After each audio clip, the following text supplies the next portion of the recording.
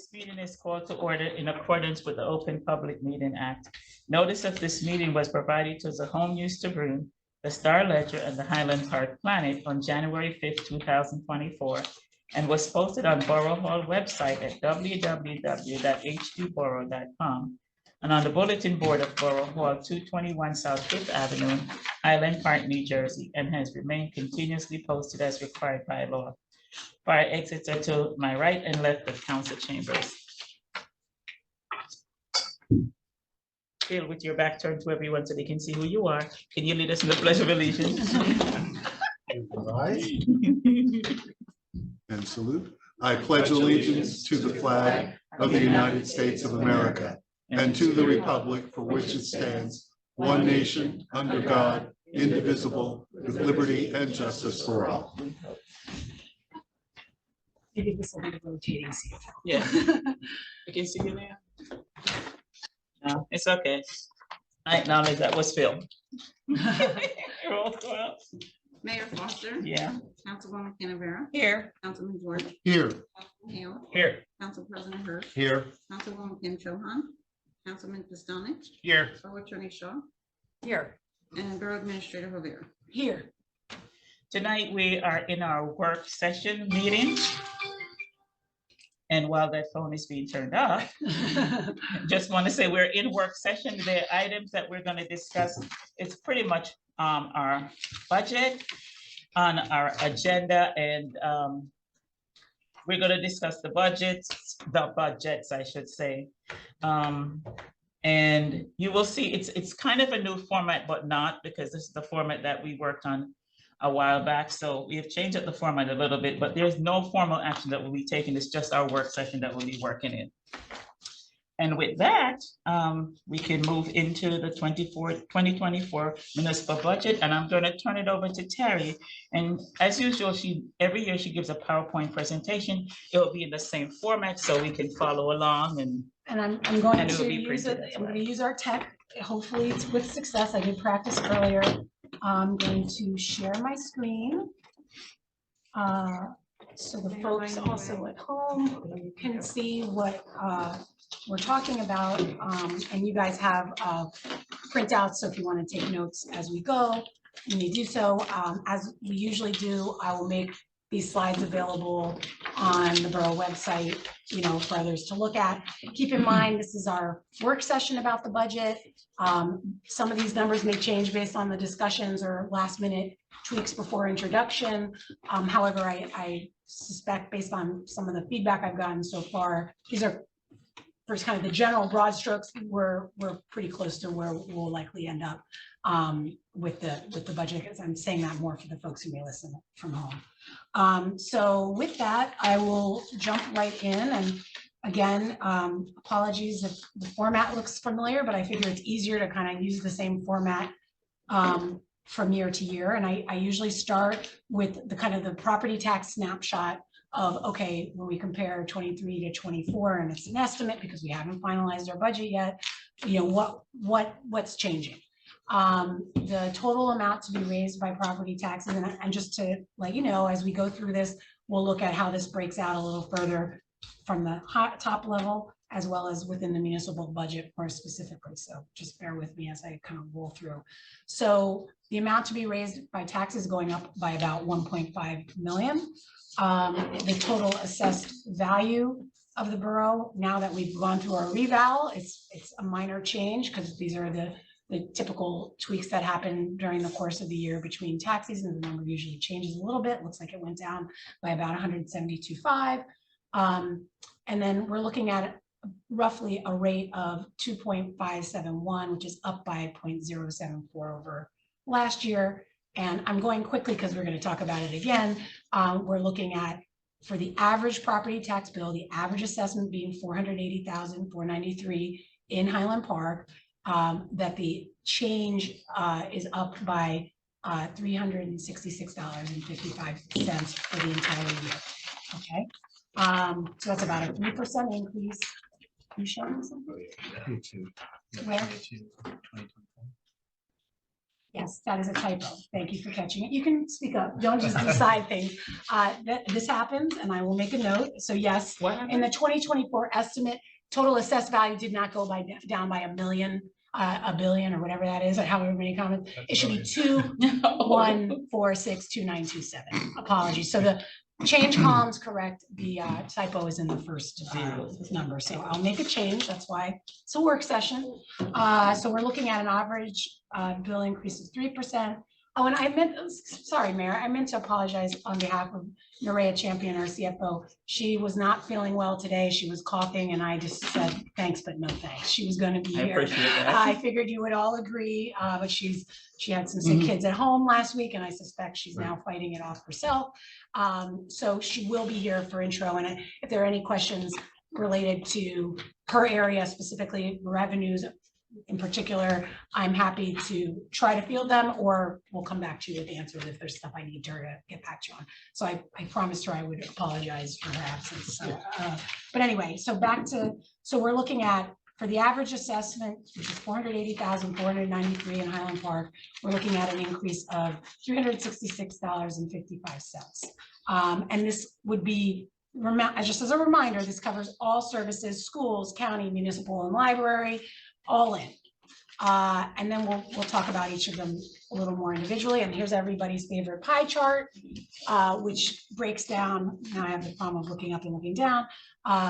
We're basically the way the property tax, the total 2024 tax levy is $55,187,195.60, and it breaks down. 60% goes to the school, which is our typical percentage, no major change there. 26% municipal, again, these are our kind of typical ratios. 12% going to the county, 1% going to county open space fund, which is a tax, kind of as a separate tax, and then 1% is the library statutory minimum. So again, the borough's share of this pie chart is 26% of that total levy. What I will say is I based my county numbers on a 2% increase because I don't have their number yet. It could go down slightly or up slightly. I just don't have those figures. And then the school gave me their estimate that they've submitted to the state. So I think it's not official, but those are pretty tight numbers as I understand it. Just as a reminder, the library, there's a statutory amount that the town must, based on our overall assessed value. But the borough exceeds that, and we have a track record of exceeding that every year. So you can see total library funding is 1.185467. And again, we'll talk about that when we get to the municipal breakdown. Let's see here.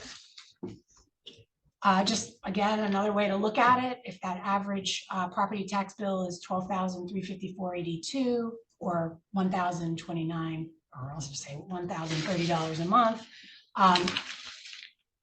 $617 of that is going to the schools, that monthly amount, roughly 270 of that is going to the municipality each month, and so forth and so on. You can kind of see how it breaks down here. So it's just another way to kind of get your head under like how this plays out to the taxpayer. So pivoting to what we have more control over, the municipal portion of this of the property tax. And I should have done that. I'm thinking about for my next time. Sorry. We're looking at a total appropriation increase of $870,000 from 23 to 24. Total amount to be raised up by about $308,000 between 23 and 24.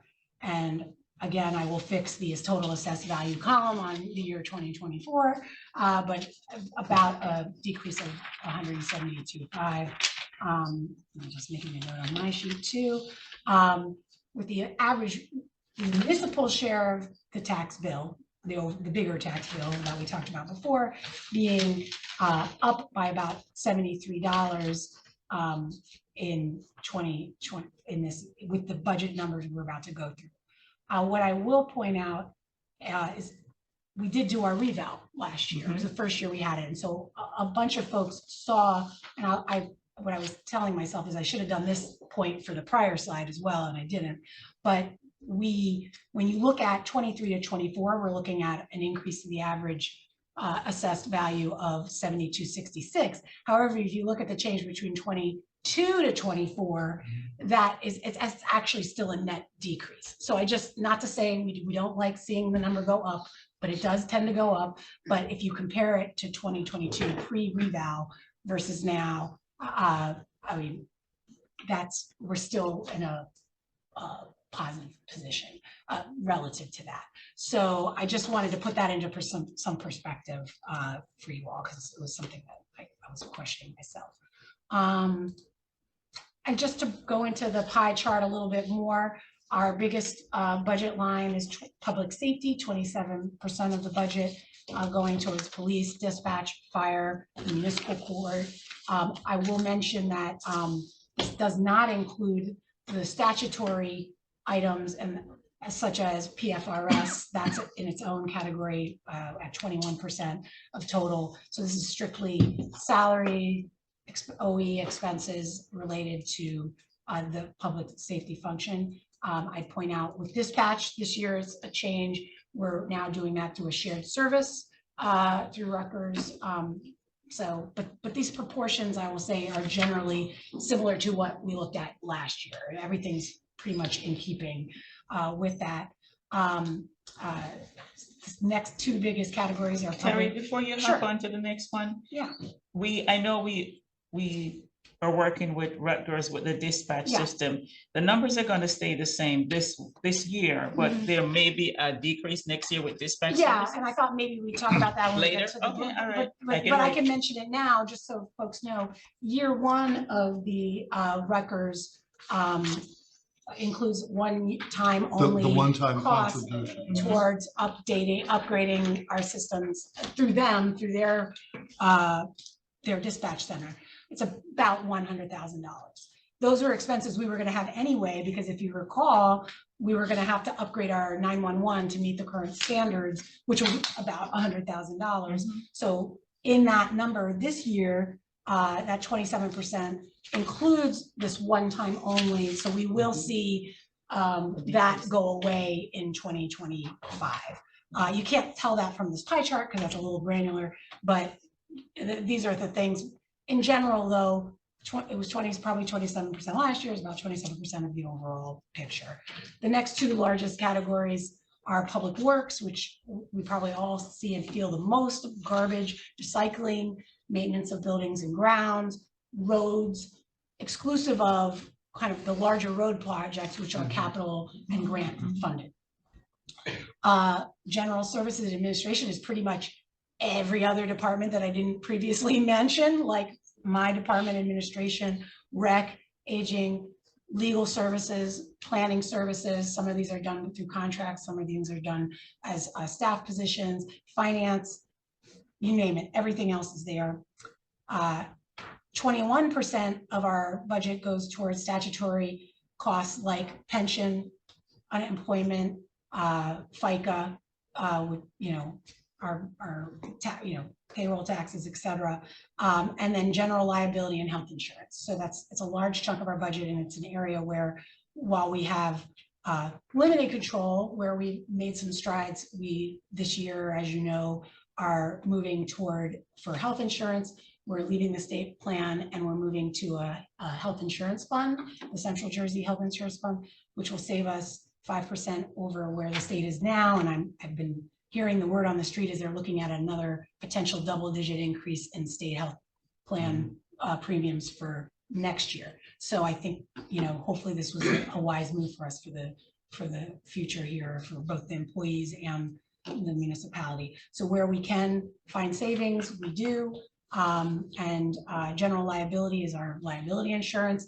We're up for renewal, so we will certainly be shopping around this year, both getting as good a quote from our current insurer as we can, but also seeing what other joint insurance funds are out there that we might want to consider. 9% going towards capital improvement and debt repayment.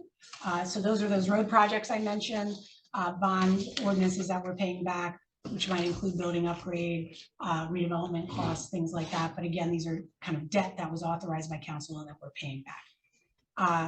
Library makes up 6% of the overall budget at that, the 1 point whatever million that I can't recall off the top of my head. We currently are spending $550,831.80 over that statutory amount that I mentioned previously. And lastly, grants, and this is a tough number to pinpoint because we get grants throughout the year. So right now, we've got about 3% of our budget coming in as grants, but just keep in mind, there's revenue offset by expenditures there. So it's kind of an in and out. We'll likely, for example, what's not in that number, much to Councilman Hale's chagrin, is the NPP, even though it's like 99.9% sure we're getting that 125,000. We haven't gotten the executed grants, so it doesn't go into the budget until we get that confirmation. So there are more grants very actively on the pipeline. I just got an email that we got our recycling tonnage grant, about $15,000. We got NPP right on the cusp. We will update that line in the budget up until introduction. So anything that we get confirmed by introduction, but again, that shouldn't impact the property tax numbers that I shared with you, because again, that's revenues offsetting those expenses. So the amount to be raised from taxes for those expenses are non-existent. Sometimes there's a small match we have to do. But just so you know, that number is a moving target every year. And so some years we're front loaded, some years we get grants that come in towards after the budget's adoption. So I'll stop there. Any questions? I was going to save a little time to go through any questions folks have once we're done with the presentation, to talk about. I have the budget memo and some of those highlights. I was going to kind of gloss over those. So we'll talk about those after the PowerPoint. But are there any questions about this pie chart and kind of these broad strokes before I jump into the utility budget? All right. Thanks. So the 2024, sorry, the 2024 utility budget snapshot. I didn't do a bunch of pie charts because, to put it real plain, there's not a lot. It's not that many moving parts. We essentially, 39% of the budget goes to purchasing water. And we have a contract, a long-term contract with Middlesex Water Company. We buy our water from their CJA plant, which is right next door in Edison. The next big chunk is processing our sewage through the MCUA. 27% of our budget goes towards those expenses. Operations and maintenance, the other 27%, and in that number includes emergency repairs, as well as the operations and maintenance contract we have with Middlesex Water Company to do that 10-year contract we entered into a number of years ago to do the year after year, and that's about $670,000 a year, roughly, just to give you some idea. And then the last main category is capital and debt service at about 7%.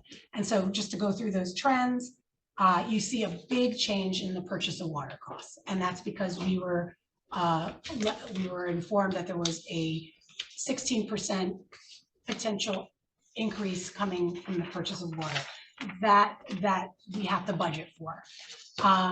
We were able to close the budget gap with surplus, but we had to use a lot of surplus to do that, and we need to remake some of that, and so that's why we are recommending, between the increase in cost in purchase of water and the MCUA, we're going to need to do a 10% rate increase on the rates we charge the customers of the utility, the water.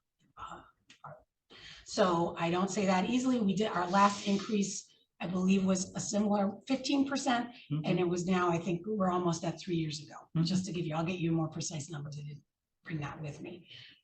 Terry? Yeah. Just so I'm sorry, I have my glasses on, so I can't see my faraway but essentially the cost of water and cost of the NCU, those are statutory formulas, or are those Well, Or how does that, MCUA, like- so they both have a process for getting their budgets, both the MCUA and the Middlesex Water Company. Right, Middlesex Water Company is regulated the purchase of water, not our operations and maintenance. Right. It's actually a subsidiary, USA Highland Park, which you see driving around in the trucks in town. The purchase of water is regulated by the Board of Public Utilities, and they have a rate case being reviewed right now. We received a letter saying there's this kind of intermediary rate being imposed. And so I feel, to be on the safe side, we need to assume it's going to go forward. Not to give us too much hope, but I did hear that Highland Park may be not 16%, but until I know otherwise, it's my strong advice that we assume the worst, because the reality is we have unexpected costs throughout the year, or some years we don't, you know, we have to buy a certain amount of water every year, and sometimes we just don't have that much consumption and we're still paying that bill. So this assumes a 16% increase. I think I should know certainly by the time of adoption where that stands, but we would pretty much need to come in for second quarter, have a rate increase to but compensate. essentially it's the BPU that says this is what you will pay. Well, they have to make a case, They- essentially, yeah. But we're not a part of it, we're not negotiating with No. that, so I just want to make sure. I'm everybody- sorry, I not misunderstood just- your point. I know We we don't- may understand, I just want to make sure the public Yeah, understands. so we don't, we are notified when they're making these rate cases, but they're built on very complicated structures, in part looking at their capital expenses, what they can rationalize towards the BPU. There are a lot of regulatory tightening up, which we're experiencing in our own way in our small utility, that the larger utilities also have to keep up with. And we want clean drinking water, and that means if the standards increase for what's acceptable particulates, then they have to make the enhancements to their systems. So they have been doing a lot to get the plant that we buy from kind of, you know, geared up and ready for that. So yes, and then MCUA similarly, they base it on estimates and flows, and we do have increases due to what's called inflow and infiltration, and that's a high priority for the our operations team. We're prioritizing sewer lining in particular with our capital expenditures to try to, because infiltration is basically water that either comes down from the sky as rain or leaks out of a water pipe, enters up in the, so clean water is ending up in the sewer, which is, nobody wants to pay for that. So that's an area of priority for the utility in identifying, and we've got we did that TV inspection a while ago, and that's the guidelines that we're following. And also, as we do road projects, we are upgrading the sewer as we find it to try to arrest these costs. So over time, we won't, maybe our Middlesex Water Company, the Middlesex County Utility Authority money, if we can arrest some of our costs there, because that is based a lot on our flows, as I understand it. The purchase of water is based on other factors that the utility has to make to the Board of Public Utilities. I have a question, Terry, for clarification. We have been having torrential downpour since last year.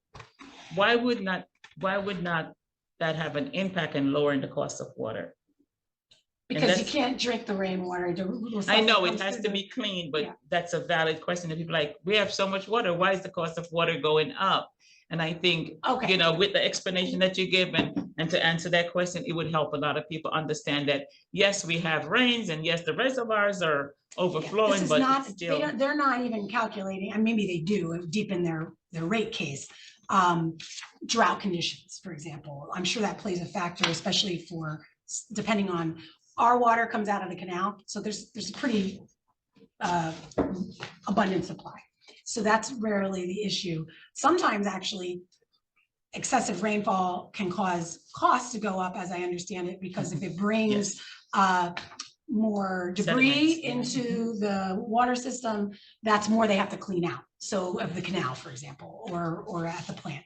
So those that can cost more, but essentially, and it could cost more, like I just said, if there's infiltration into the sewer system because their water table is high, that's costing us as well, which is why we got to kind of seal up those older pipes and get them working as well as we can. So those are, I would say, the purchase of water we have less control over. I think MCUA, there are some ways where we can really be strategic in the next 5 years to make investments in our Water our infrastructure. sewer lines to arrest some of the sewer processing costs that we're experiencing. Purchase of water is a challenge because we don't own No, you water. answered the question. I think Yeah. everybody out there would, I Sure. know what I was asking and I know the answer. So but I just wanted wanted other to make people hear it. sure we were able to present a budget that closes, meaning we have enough revenue to cover expenses, but that really is depleting quite a bit of our surplus that is not healthy to do because we may need some next year. So that's why we're proposing a 10% rate increase effective Q2 because we've already got a quarter under our belt. Do you have an estimated number for our surplus pre-passage of this budget? I don't have an estimate, I have a number, except I don't have it in front of me. Yes, Nerea has all, those have been the Nerea questions, Okay. the revenue. I want to say 1.5 million in that ballpark, and we're using, if I want to look at my budget sheet, we are using, or maybe it was 1.6, we're using 1.1. So you get the idea. And we can have Nerea send that sheet around for anybody. I who's can interested, send those right? around and certainly add that in. Okay. I mean, one thing that I think might be helpful is a 10% increase. What does that mean for an average water bill? Sure. Like the similar way that we did it for. I can do that. We've done that in the past and I'm happy. I don't think have that that's- here. but Yeah, sure. no, I didn't expect to have it here. I just think that's a good. That would be beneficial. That's a right? good. But essentially, take your bill and add 10%. But for those of you listening at home, I can do that like we do with the. Like we do with the Somewhere taxes. between, it's probably somewhere between 25 and 30 a quarter on an average bill. Oh, additional. Yes. Yeah, Right. maybe. I don't want to even confer. I Yeah, haven't and run that's, that number. that's not monthly, that's quarterly. Yeah, correct. And so that's important to remember as well. All right, so those are the broad strokes I wanted to cover on the utility front, and I did put a slide together to just overview some of the capital improvement plan highlights. Keep in mind, they call it a plan. It's very aspirational, but you must put one together. I just put in some broad strokes just to give you and the public kind of just an overview of the types of things that we put in our capital improvement plan. Again, before any of these projects were to move forward, the council would have to authorize the borrowing that would have to go into making these projects happen. So there's a lot of process subsequent to the adoption of the plan. But essentially, I've listed the community center here again, only because we do have grant funding from the state to cover the roof replacement and bathroom renovation. The flooring's happening as part of the contributions from the school that's being built on Cleveland Avenue. But I am not 100% confident that the money we got on the grant is going to cover the full cost of the bathroom renovation. So I'm leaving it in case we need to authorize additional debt to cover those costs. For example, the environmental center, if anybody's gone by there, the roof has a tarp on it. We need to do the roof over there. Fire alarm upgrades in several of our buildings needs to happen. This is just a flavor. I'm just giving you a flavor. Parks, we've targeted. We did Felton last year, as you can see in the projects underway, which is not in the ground, but it's fully authorized and the money's in hand. So I'm not putting it in the capital plan because we've got all that sorted. But Monument Graph, Carsey Street is our high priority for both the NPP program. So it's likely we'll need some borough dollars to help leverage some of their funds. Public Works, we need to get a garbage truck. It has to happen. If you experienced strange pickup tendencies on your street because they were tipping in one-armed stuff, our equipment's being shuffled around, compensating for a really old piece of equipment. This would be a recycling garbage, a rear loader that we need to prioritize, and some replacement vehicles for Public Works. The utility, I mentioned the sewer system lining program, we might need to authorize additional capital expenditures to advance some of those projects that I mentioned earlier. And a community services, the passenger vehicle we use for in-town and short distance rides, as well as we really do need to be looking towards the shuttle bus replacement for the larger 17-person bus. It's working, but it's been getting a lot of use thanks to Kim and the team at the community center. So it's one of those things we're going to have to keep an eye on. And we've applied for a couple grants unsuccessfully to do that. So I think it's time to start putting it in the plan. So that's what we did this year. Projects underway. I mentioned the Felton Avenue tot lot. We're waiting on our contractor to give us when they're going to come in and remove and pour in place the surface and the structure. I don't have a date yet. But we're we're pushing as hard as we can. Borough-owned meter replacement program, as everybody knows, we're in the like home stretch of that program. So that's a project that isn't currently in the plan, but we're finishing up. The new fire truck, I wanted to point out, this was one that was in the capital plan last year that got to come out thanks to that wonderful state donation from the Kushner family. So that was a huge help to the borough. It's about $800,000 of capital expenditure that we were spared thanks to that really generous donation. And again, you guys know this as well, and Phil, I don't have to tell you, the library flat roof replacement was a capital project we authorized previously. So I'm just trying to give you a sense of the flow of how these projects move from year to year. And some we planned on them for this year and they end up being next year. We do our best to anticipate when they're going to happen. So that was my broad brush view of the municipal budget and the utility budget and the capital improvement plan.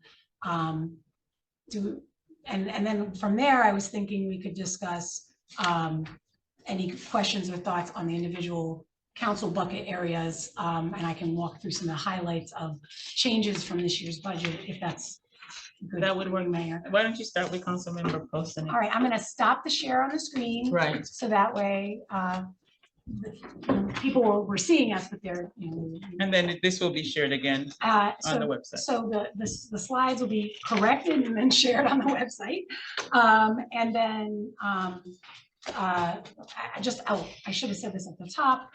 We're tracking for the August 16 council meeting for introduction. So budget April, different April. A month, sorry. Thank you. God, where's my head? So just so you know, we have a little time to kind of tighten up these numbers. Any questions that come up.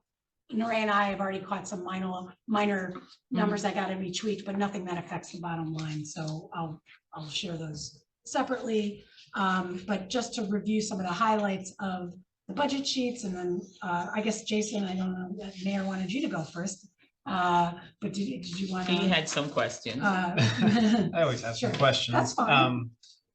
I am excited to see the improvements to the community center. I'm curious if we have what's the latest information on the timing of implementing some of those upgrades. July. We had a meeting with the developer. This is for let me clarify, for the flooring, the pantry improvements and painting. The bathrooms and roof are on a separate track that the borough has to drive, but we had a meeting and we're going to do those in July. That's the plan. So just so you know, the community center will be during that time while we do the floors. And so that gives Kim plenty of time to focus on outdoor programming and not be doing in the building stuff during that time. We don't need a big tent, in other words. Yeah, we'll need to figure out something. I'm sure we can find alternate spaces, locations. Most of the programming is outside. Yeah. No, there's a big tent and you have it outside and everybody can. It's also going to be 90 degrees, so I'm not sure how popular that'll be. I think we can just look at essential programming. We'll figure out ways to keep it going, but where we have some discretion, we're going to have to take it back a notch. Right. Do we have a good sense of how long the projects will take to complete? Just those interior renovations, no more than the month of July. That's okay. That's the plan. I know the developer wants in and out, so it's demo, put it in, paint, That would be great. That's fantastic. That's the plan. That's what we talked about. So he thought it could be actually less than a month, but we thought to be on the safe side, clear the decks for the month of July. It's a little bit quieter because we have 4th of July, things that are already outside and underway and in the planning stages. So, yes, we got to get a proposal from an architect for the roofs of the bathroom, and then we have to bid it out, same old story. So that's going to be on a different time. Right, great. The only other thing I would mention is I know that I saw some increase in the funding for special events and for the arts. And I know it's a relatively small amount. We're just talking about a few $1,000s increased funding in both of those buckets. But I think it's a tremendously worthwhile investment that few extra $1,000s could just make and really meaningful contribution to the quality of life of residents in town. So I'm very happy about that, and appreciative of the work that you and the mayor and the team here and Ray and all have done to make that happen. Great. And just to build off what you said, we basically put a little more in celebration of public events. Yeah. Because we're also doing at popular demand, we're going to test out the summer end party before Labor Day. Not with fireworks, but Right. it does need a little budget, and we're designing a special program for that. And by we, I mean Kim and the team over at the community center. And so, we're trying to really enhance what we're offering at very reasonable, to your point, we're not talking huge, we're talking under $5,000. Yeah, and it was great because the 4th of July event is always like huge, and we get a tremendous turnout, but that's a lot of people from out of town. But I feel like that end of summer celebration was more geared towards Highland Park That's the residents, whole and purpose. people loved it. I got so much positive feedback, so I think doing it again is just gonna be. So we're excited about that. Yeah, and not doing with fireworks, or, try to have its own vibe. Right. A little more, probably a little more stuff for kids and stuff like that. Sparklers are much more. So does this budget change for arts include the public event? No, so that's a separate line. Oh, I'm under- sorry. I forget where it is.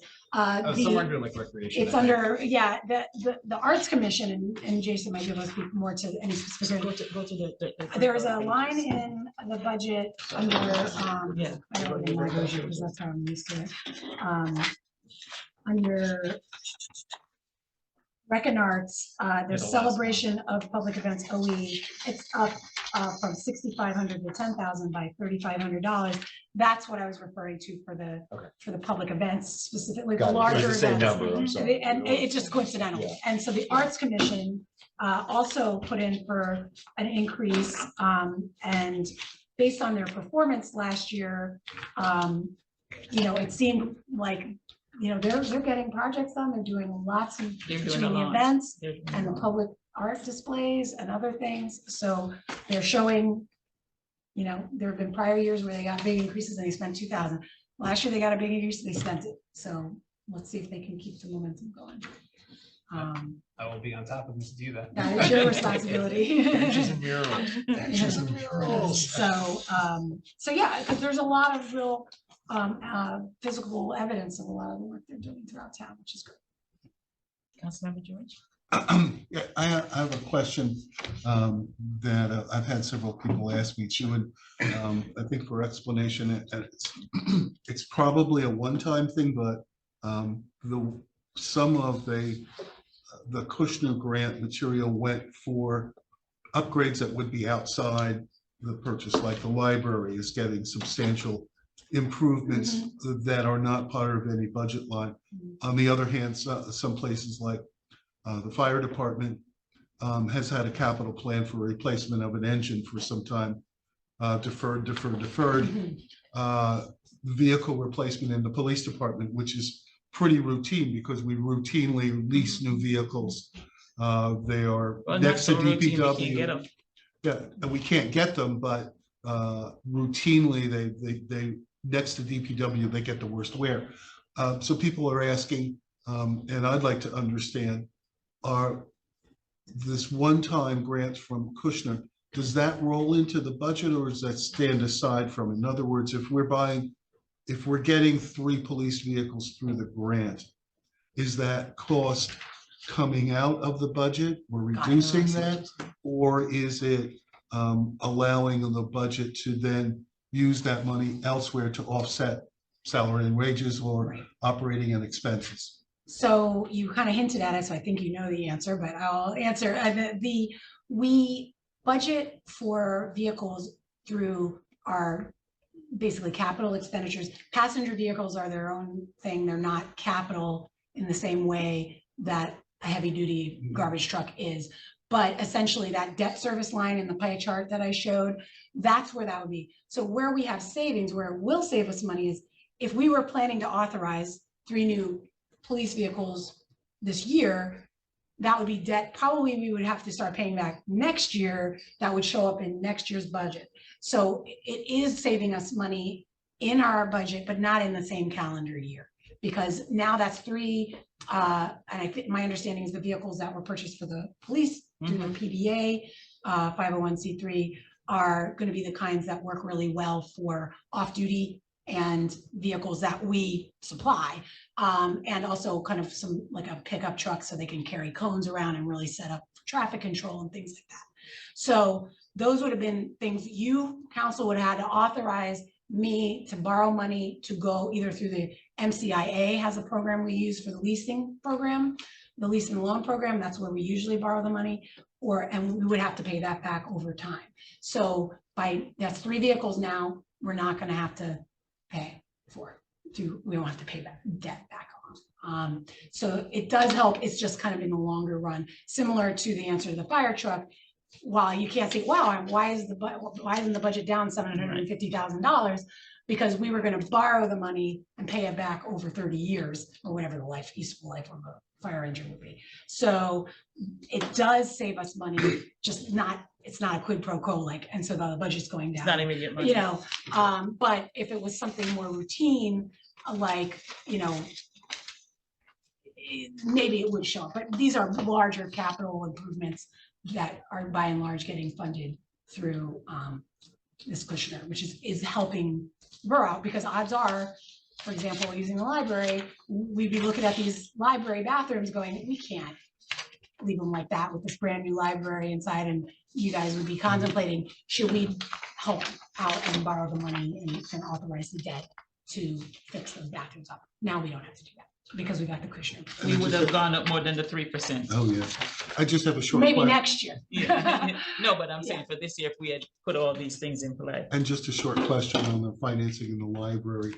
The improvements that we're doing now, minus the roof and minus Kushner, is the state library bond that we lost first round but gained second round, and that's a match. And so we borrowed, that's money that is on our payback schedule here. So we had to borrow for the full amount. The half. For the half. Okay, half. that's what I wanted to clarify. So the other half is coming from the state, so we didn't have to finance that and then Again, wait that's for it. saving us that debt service over time. Okay, thank you. Okay. Councilmember Hill. I had a bunch of questions. Terry answered them. The one thing I thought we might clarify a little bit is that part of the economic development budget is for an increased staff for economic development. Maybe just sort of broad strokes about what you're anticipating or thinking as the economic development, I don't know, assistant or how we're calling it.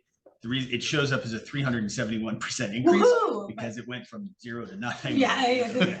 So anytime there's that type of increase, I think it's important. I appreciate you raising it. Yes, this is something that the mayor and myself have been talking about. And I basically was like, let's see how the budget comes together, put it in the budget, make sure everybody is comfortable with the numbers. But essentially the working title is Economic Development Coordinator.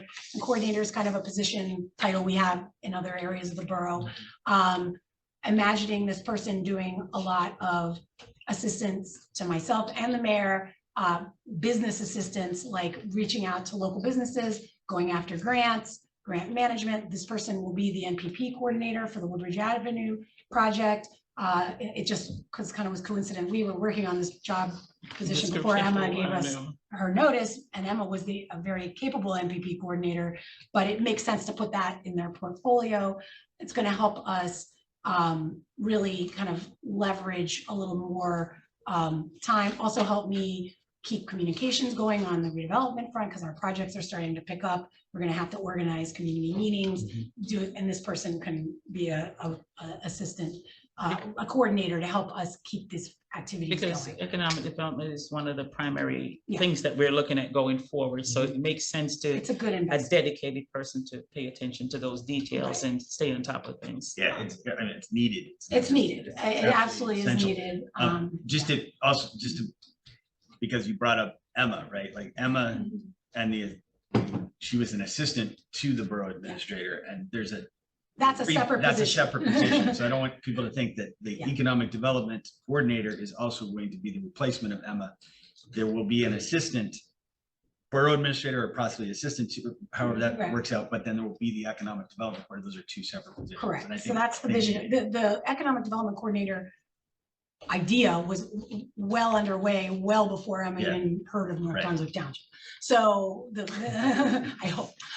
Since So. the day I sat in the still haven't office, heard that it. was my focus. It's dead to me now. I used to hear it.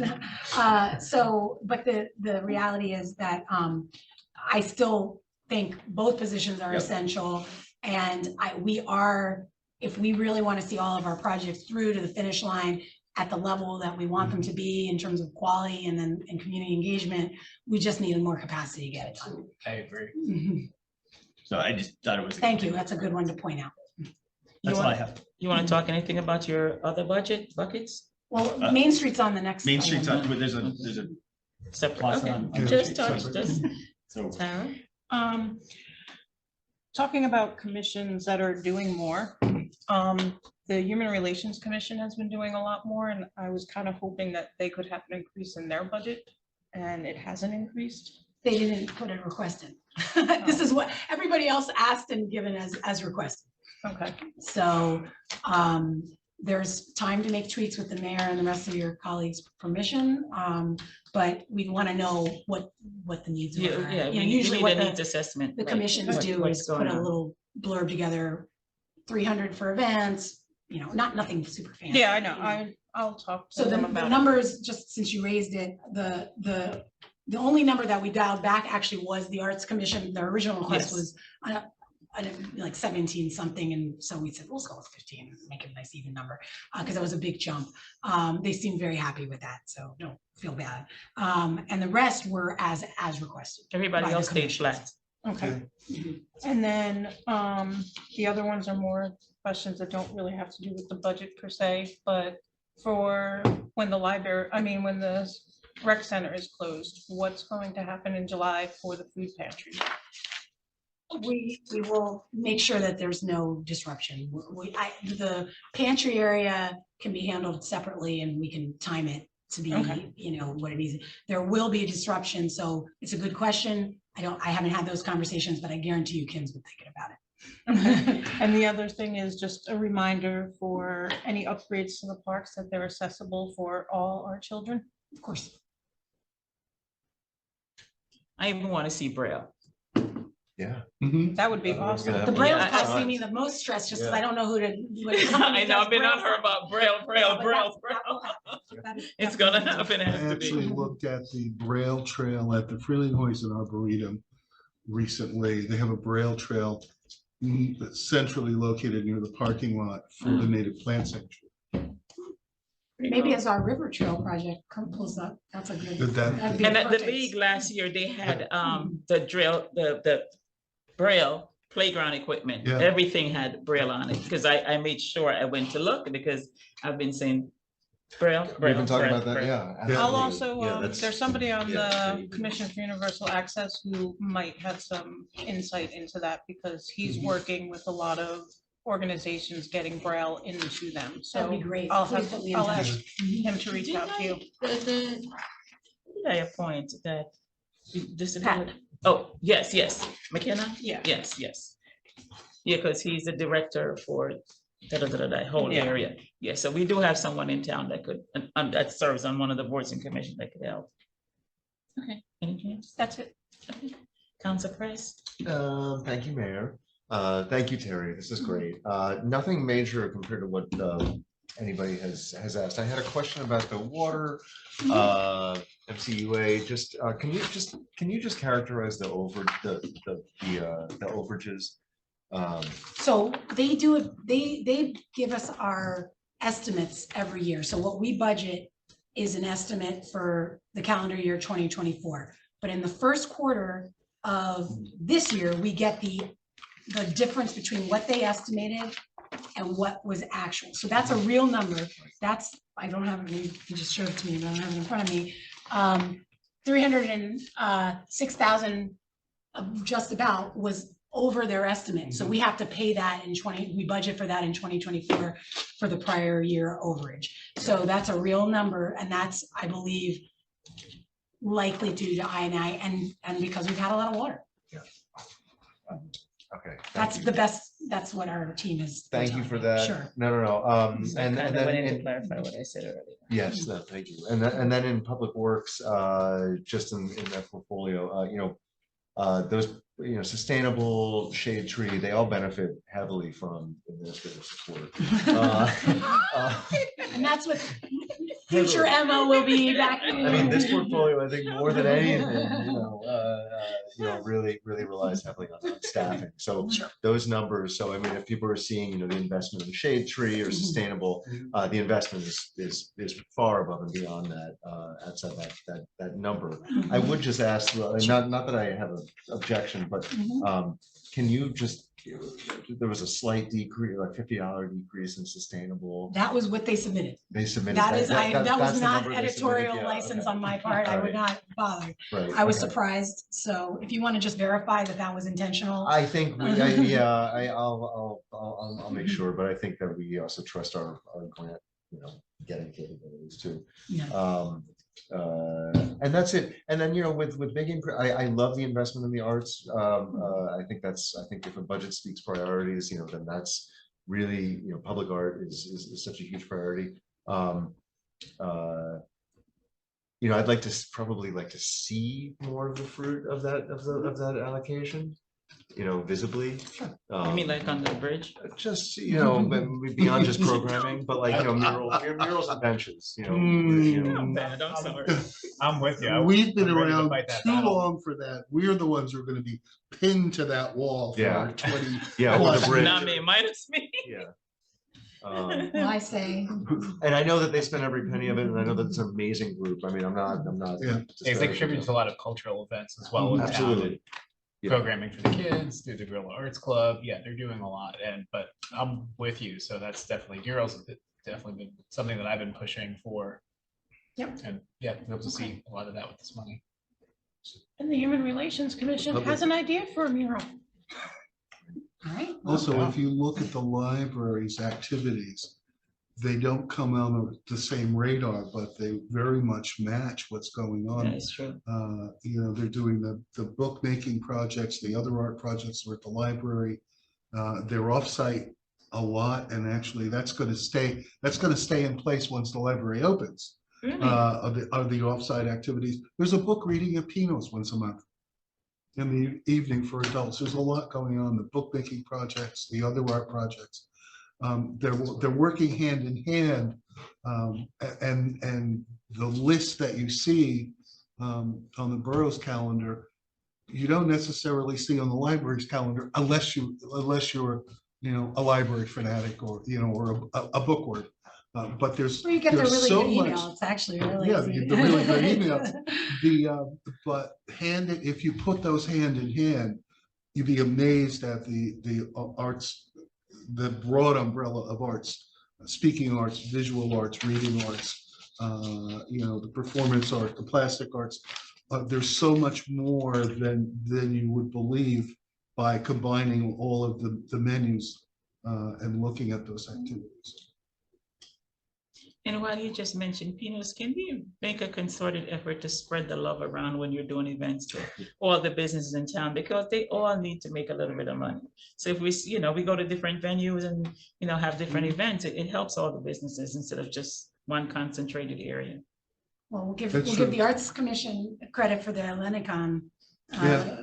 That was they on did point. the other It day. was That really was good. very nice. Absolutely. And I knew what Elenicon mean now. I did not know. Coliseum. Yeah. It means Coliseum, Mhm. because in the ancient Greek world, people used to get together in the Coliseum and talk about everything, and that's what that word means. Did not know that either. I was educated, so it was well worth it.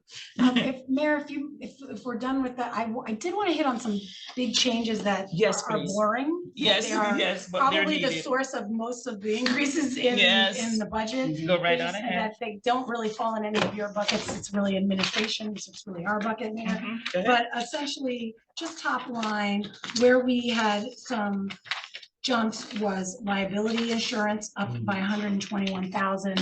Again, it is what it is. We have been taking, and this last year in particular, and we're continuing forward, a lot of steps on, tightening up our operation, both in terms of safety at the workplace, because this liability insurance covers workers' comp, but it also covers tort claims that may be filed against the borough, lawsuits that we have to defend, if there's monetary, damages, things like that. So we really have been doing the training, doing our employee safety meetings, really trying to work hand in hand with the insurance fund where we can kind of tighten up our own operation. And they gave us some good feedback that they thought that I they just really. want to started interrupt see- you for yeah. 1 minute, and also mayor and council have a role to play in reducing that. Please take those courses online. They're critical. They help a lot. Right, Continue. so thank you, and we'll be sending you reminders about trainings, but in any case, so that's one area that went up. Pension, I'm gonna put my glasses back on, went up, pension for PERS 67, up 67, 11, or almost 12%. PFRS went up at 7.5%, 79,200, and those are just dictated costs that we have to pay to do our obligations by our employees.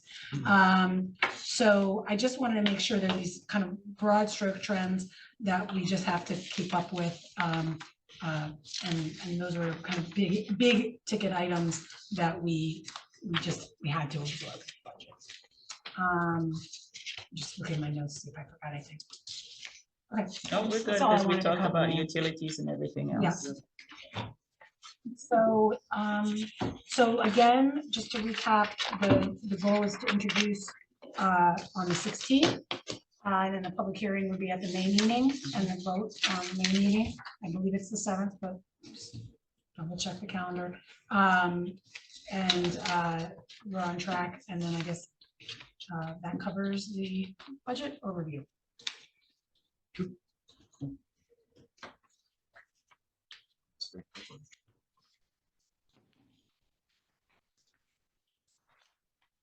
Whoops, I fell off track there for a minute. What page am I on there? So you need your agenda, Mayor? Yeah, I know. I have it in mind. I always mess Here, with my Mayor, agenda. I'll save you. Oh, boy. Shouldn't have got into the weeds of the budget. Okay. We talked about that. Terry did hers. Councilmember Hill, Main Street. Yeah, so be pretty quick overall, I think, just a little background. 5-7 years ago, we sort of discovered that Main Street had not had annual increases on a regular basis. And there was a big jump all at once. And since then, we've tried to do incremental increases over time so that there's not sort of a big jump. That normally is in the 2 to 3% range. This year, they're asking for a little bit bigger increase of about a 5% increase in the bid tax. And then also some additional allocations from the borough. On top of that, we normally have an allocation from the borough, but we have an economic development line that we have an allocation for. And then also some additional money from the NPP project is going to go or hopefully go over to Main Street. So the budget has increased for Main Street. And there's a couple of reasons, and I just sort of thought it was important to explain why, sort of making that argument. Obviously, every year, costs go up, like for all of us, our budget goes up, and so there's certainly some of that. There's some legitimate increases in costs and staffing costs and all of that. But what we've tried to do with the budget increase and what we've asked Main Street to do is really focus all of the budget increases on helping existing downtown businesses. The money that we are contributing and the ask and the additional increase in the bid is really to focus on the things that are targeted at our existing business. There's a mini grant program that's going to be expanded. There's advertising, coupon mailers, gift card programs, things that we've done in the past, but the goal is to try and give a little bit more oomph to those.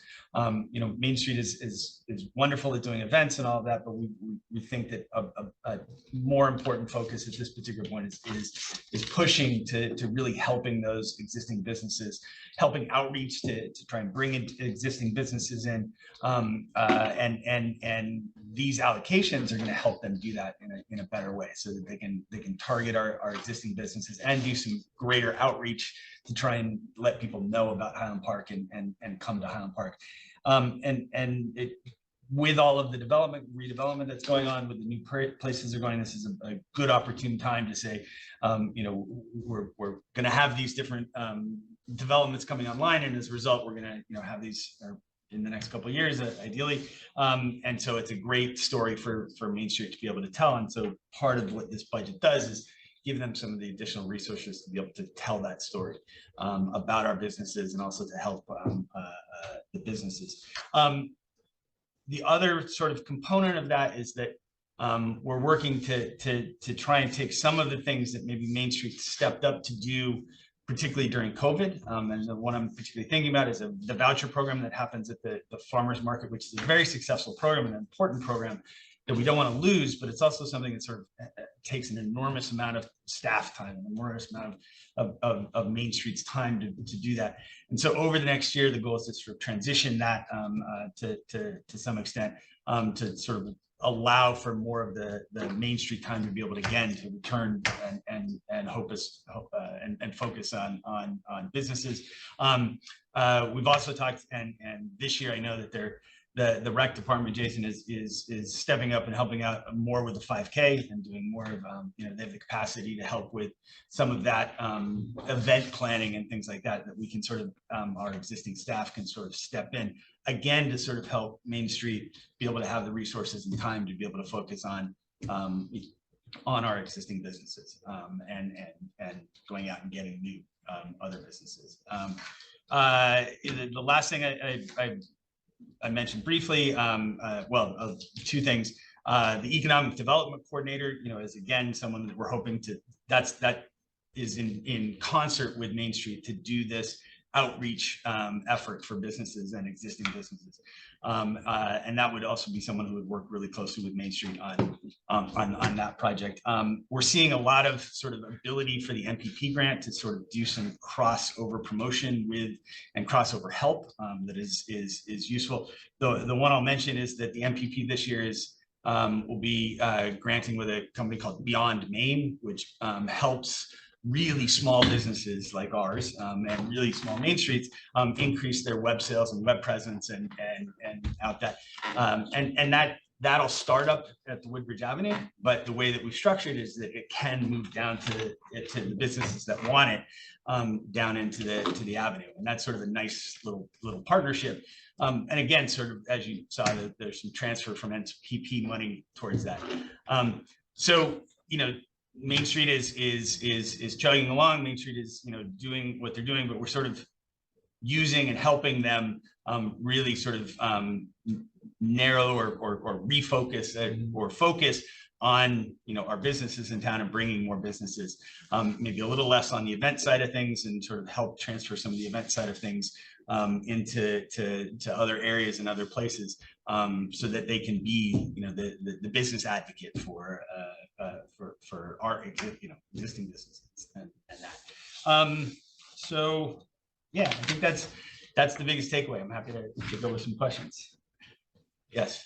So the 5K race is going to continue with Main Street this year, but it's going to go back to the community center next year. So the what we've talked about is the 5K race is what, in a month or something? And yes, Main Yeah, Street so it stays this year, but next year it goes back to here. the original place where it lived before. Well, so the goal is to make sure that we can transition the 5K race back to there over into the next year. That would be the goal that we're working for. That's what we're trying to do, is have that transition. So yes, that's the goal. But it's a lot of work to put that on. It's a lot of things. And we want to make sure we have the resources wherever they are. That might be a partnership over time between the rec center and Main Street. But again, the idea is to move that so that there's assistance for Main Street so they can refocus their efforts in the other area. And so I just want to double check that the events such as 5K race, the voucher program, the SNAP program, the shared 10% food programs that they jumped in to help with during our pandemic season, during our lack of a supermarket. Once we just the supermarket, all those will go back to the community center for them to handle those programs that they have been for a number of years. So again, what I want to make sure, yes, that's where we're headed. That's where we would like to go. That's where, but I would like to, that's the transition. That's where we're headed. That's where we want to go. I'm a little nervous to say that'll happen by this particular time in this particular way because. Understood, as long as there's But I think the plan we're is that, clear yeah, that it's going to transition without back a to doubt, where it used to. there's a plan that the goal is to move where Main Street stepped up, to sort of take that burden off of them. And so they can into focus another on place. doing Main Street Right. things. I think it's important to recognize that we don't want to dump this on. Absolutely on not. recreation We centers. would make sure they have the resources to yeah. handle those kind of Exactly. activities. Uh-huh. Another thing, you mentioned NPP, Mhm. and the NPP area is designated for certain certain neighborhoods in town. And you talk about the story, the website to build, to help Main Street build. I want to make sure that although there will be a share in the NPP services to our downtown richer community, that the designated poorer community that the NPP was put in place to help and to get them to that same growth area, that those resources will not be, although they want to help, but it'll not be taken away from the community that it's really designated for. So excellent question. And the answer is, of course, yes, the NPP zone will never be, nothing from the people in the NPP zone will be taken away to have something in the downtown business district zone. The way that the Beyond Main, to use your example, structures is that if you have between, and I can't remember the numbers, if you have between 100 and 200 businesses, it's one fee. If you have between 200 and 300 businesses, and all of our businesses fit within the same fee wherever they are. So there's no additional cost to do the downtown businesses, but the priority will be in Woodbridge Avenue. The priority will be the businesses up there. They'll get first crack at it. They'll be able to test it, to be able to work at it. And then after that is successful, then it'll move down to the downtown part. So, okay. I'm really happy to hear that because Woodbridge Avenue has been a blighted area as long as I've lived in town. And I want to make sure that as everything rises with downtown, that they are not left out. Yeah, and I would say that the last 2 years are proof that it's different in the last 2 years than it has been in the last 20, I would argue. So yes, you're 100%. Phil. Tara. No, Phil, you had it. You Oh. had your hand up before me. Just so residents understand, and so I understand, basically, what I hear is that the Main Street's looking at a 5% as opposed to a 2 or 3 Correct. increase this year. A lot of the financing, though, is not general revenue from taxpayers. It's targeted in the business improvement district. Yeah, the 5% increase is just the business. It's just the business Just a district. bit. Okay. The contribution from the municipality, though, that's not part of the, Bid. not counted in as the bid. That's not counted as the bid. That's an economic development line, which is, again, to the mayor's point, our priority is helping out in economic development. And so that's a budget line within economic Do you development. have an idea of the percentage of the budget or the dollar amount? Because The we percentage don't have a Main Street sheet, so that's why I was just clarifying. But it doesn't have a Oh, comparison. that's- Yeah, it does. Yeah, it doesn't I can have the- certainly get the comparison for Okay, you. Yeah, that's fine. 100%. Yeah. That's good, thank you. Tara? My question was, even though the businesses on Woodbridge Avenue are not technically on the Main Street does still help them with advertising and things like that, right? Could one of those businesses apply for a Main Street grant? The ones up on Woodbridge? Yeah. Or If there's in the designated bid area. yeah, the Main Streets, So it's a couple things. One of the examples is Main Street used to get CDBG funds Mhm. because Main Street used to be qualified for those. Main Street doesn't get those anymore because they've reached the income threshold, but Woodbridge does. And so Woodbridge is now, receiving those. So that's a transfer sort of that way. In terms of the businesses of Woodbridge applying to Main Street grants, we're doing some things like the signs and the facade grants and the snowflakes. Mhm. So Main Street is paying for the snowflakes to head down. It's a shared cost. So Main Street and MPP are paying for the snowflakes to move down as a way. But because Woodbridge is not in the particular bid, because the bid is funded by the landlords of the bid, they generally don't sort of do the same sort of grants. Yeah, I just wasn't sure of how No, it there's works. some parts of Woodbridge that is in the bid. Yeah, And some Okay. aren't. it Yeah. goes all the way up to like 11. Yes. That's right. So, Okay, so yeah, that's I fine. just wanted us to Yeah, clarify that. because- So Main Street does have the ability to do stuff. To a certain within area. their district, because there, again, it's a special assessment from those property owners, so they Yeah. have to be careful. Yeah, I just Yeah. was Yeah, curious. no, and that's an important point. It goes, It goes back to the question that I asked earlier, that we're not allocating NPP money to Main Street and vice versa. So I want to make sure that those lines are not being blurred. Thank you. Just, when Main Street was putting their budget together, was there any emphasis on, did the board indicate any emphasis on advertising or, and I say that only because, Highland Park is a story that I think needs to be told. And I just, sometimes it's like when we see those signs at the train station, the billboards or anything, it's never about Highland Park. So the second list of the things that they would like to spend, it's in their budget and promotion and economic revitalization. Number 2 is advertising. So if that, yes, is the short answer. So there was a discussion of their help on that. Okay, I met with someone from Chamber of Commerce, and she applied for this grant during COVID. And when we met, this grant will give us the opportunity to advertise our downtown and programs that's happening on billboards from Princeton all the way Northeast to corridor. Northeast the entire Northeast corridor. Will have our Highland Park, what's so special about us, or a story of Highland Park, why people should come. So Lena and I and Terry have been working on this to do this whole promotional thing to promote Highland Park. So that's something that And we've we talked about are needing to talk working to on Main now Street to with coordinate Main Street, because messages. we need a story, we need a message so we can get that advertisement out there so people know that we're here Be and this there's a fall. reason to come to Highland Park.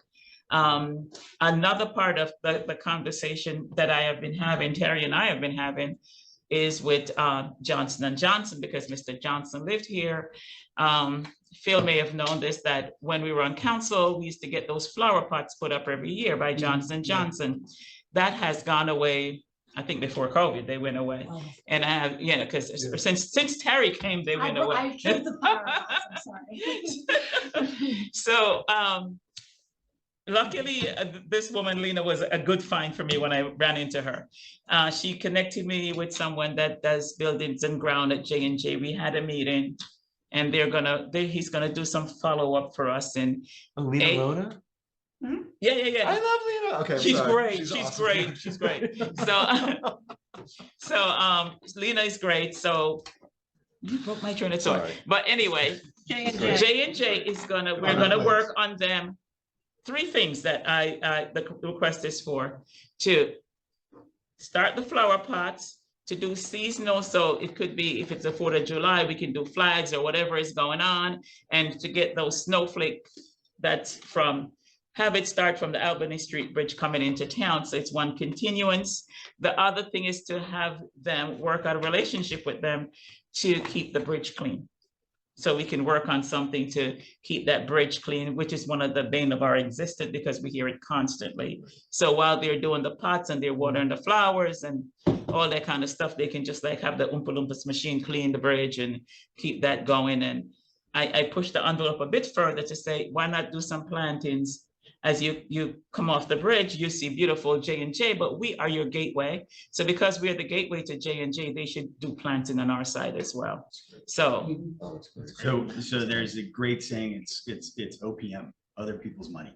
We're very happy to use other people's money to help in the beautification of town. So I think those are great options. Highland Park helped Johnson Johnson rich so he can give back. That's how I see it. We're here for the long haul. 100%. So Yeah, and certainly on the, you know, that the messaging and the advertising, you know, that again, I that's a Main Street priority for this next year. And certainly combining that advertising, I think is an important narrative to stay. I think we're generally very good. Main Street is very good at telling the story to people in Main Street, right? Expanding people within Highland Park, not just people within, I meant people within Highland Park. I think expanding that to people outside of Highland Park is. And that's the goal of this grant, to run these ads on the entire Northeast corridor to let people know what's in Highland Park. I also pushed the envelope a bit further because I like to push the envelope while he was here. And I said, you know, I know you have a museum inside of Johnson Johnson. Nothing to do with the Zimmerly, their own private museum.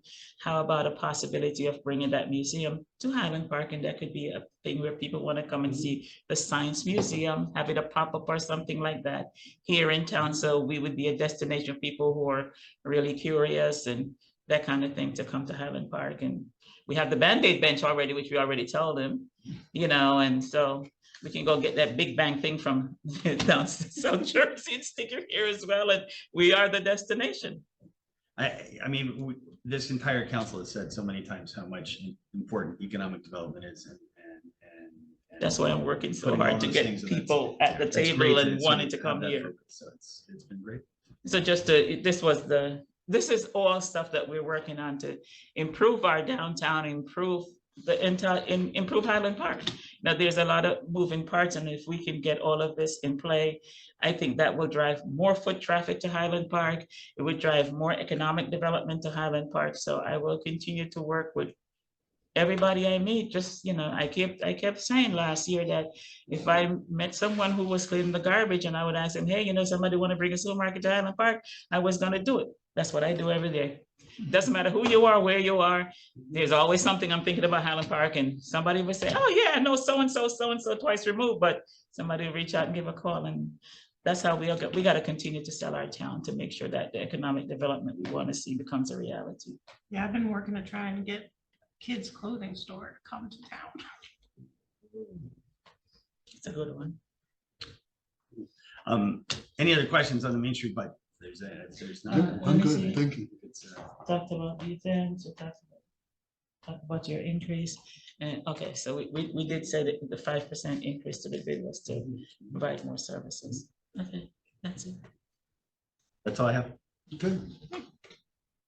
All right, there we go. Thank you. No, this pales in comparison to the excitement of that, but the community energy plan. So this is something that started when Phil was liaison to Public Works, but I'm gonna let Terry really get into the nuts and bolts about it. But this was the result of a grant from Sustainable Jersey that basically outlines, it's a comprehensive look at it would codify our existing environmental practices, and it would also set the stage for some longer term things. It's not binding, but it's definitely a guide. And this satisfied some of our, one of our requirements through Sustainable Jersey, and we're really excited to kind of present this report that will be available to the public, whatever the public is, on the website. But Terry, I thought maybe, this was reviewed by the Public Works Committee. Jason, I don't think you remember anymore, but Councilman Hale and Councilman George discussed it, so we were comfortable bringing this to the council for a work session. All right, I pulled together a couple of slides, just mostly to keep myself on track, and because there is a lot of substance baked into the plan. So I pulled this off of the Everybody turn to look. the draft. Spoiler. The draft that we're currently basically formatting. So we have the committee's reviewed the Word version, and we're trying to make it look a little nicer, pull it all together, because we have some grant funding to do that. So I'll explain. So in brief, this plan came about thanks to the New Jersey Board of Public Utilities, their Clean Energy Program Community Energy Planning Grant.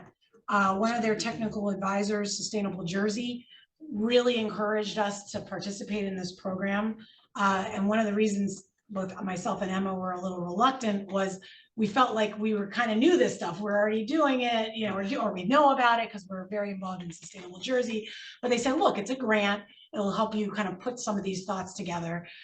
We were through the grant, we were able to secure support from a then student at the Blaustein School and also a BPU Energy Fellow at the Rutgers Center for Urban Policy Research, Tarun. So he did the lion's share of the assembly of this report for us.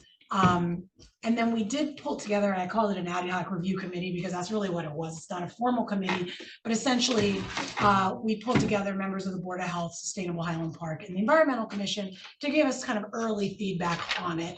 And they're going to be really integral in terms of implementation down the line. They haven't been involved in a lot of the day-to-day on the report, but they, you know, we met with them and we felt like we had at least picked the right actions and we're kind of heading on the right track. So that's kind of how we got here. And as you all know, we're not beginners in sustainability. We're also, this is specific to energy. And that's also, I can't remember what my next slide is. So why a community energy plan? But essentially the grant program was established to help advance New Jersey's energy master plan. One of the big goals is generating 100% of the state's energy through renewable sources and reducing greenhouse gas emissions to 80% of 2006 levels by 2050. There's a lot to do to get there. And so this program was targeted at municipalities.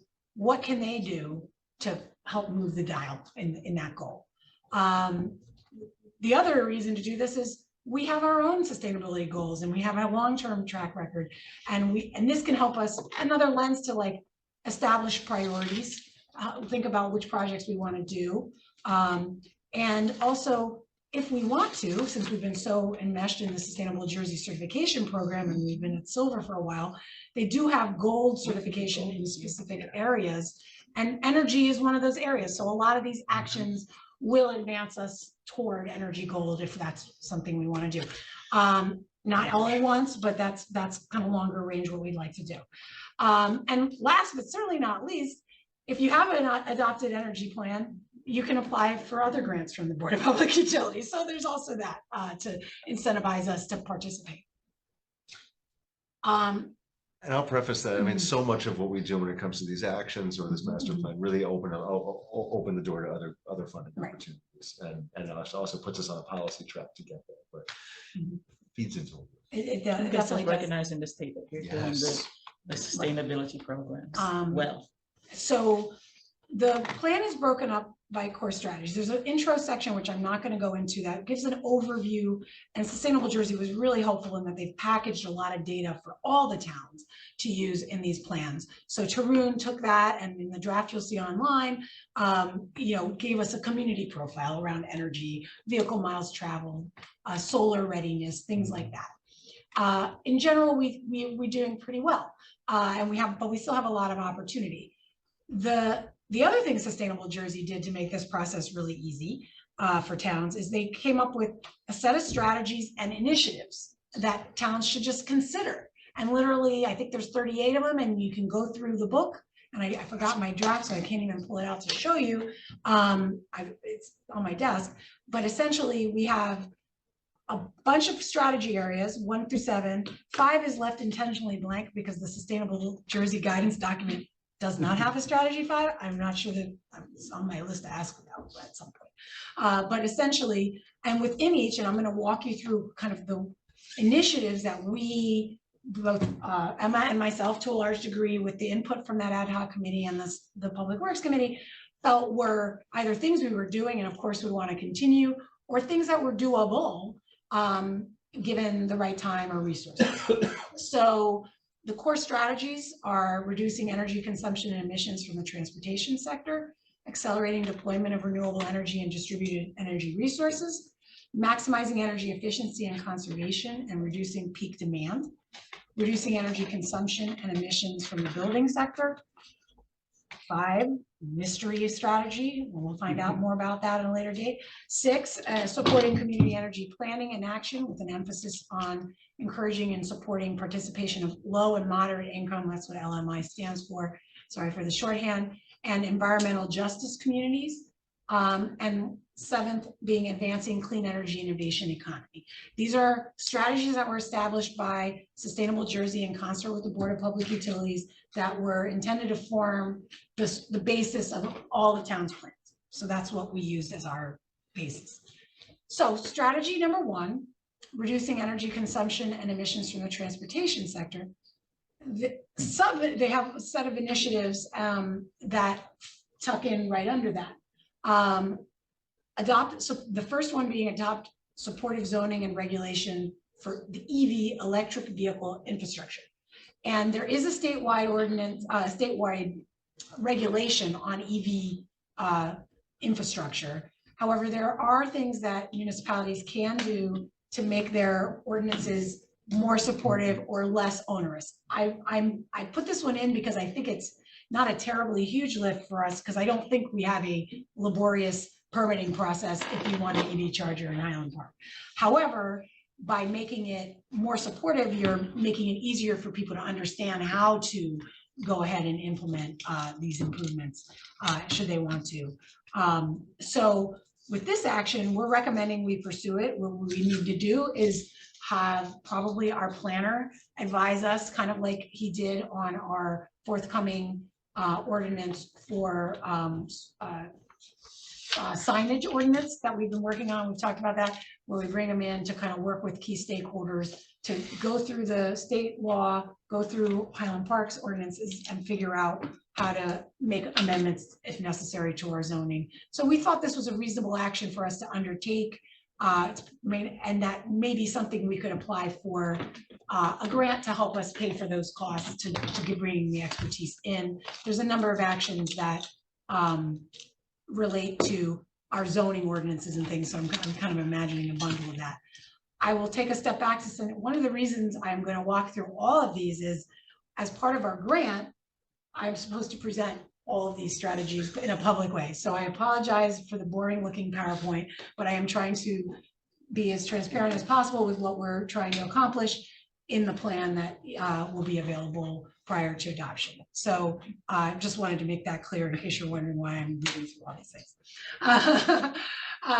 The second initiative that we, and I'm going to put 1.2 and 1.3 together, is basically training on safety around EVs and EV charging infrastructure.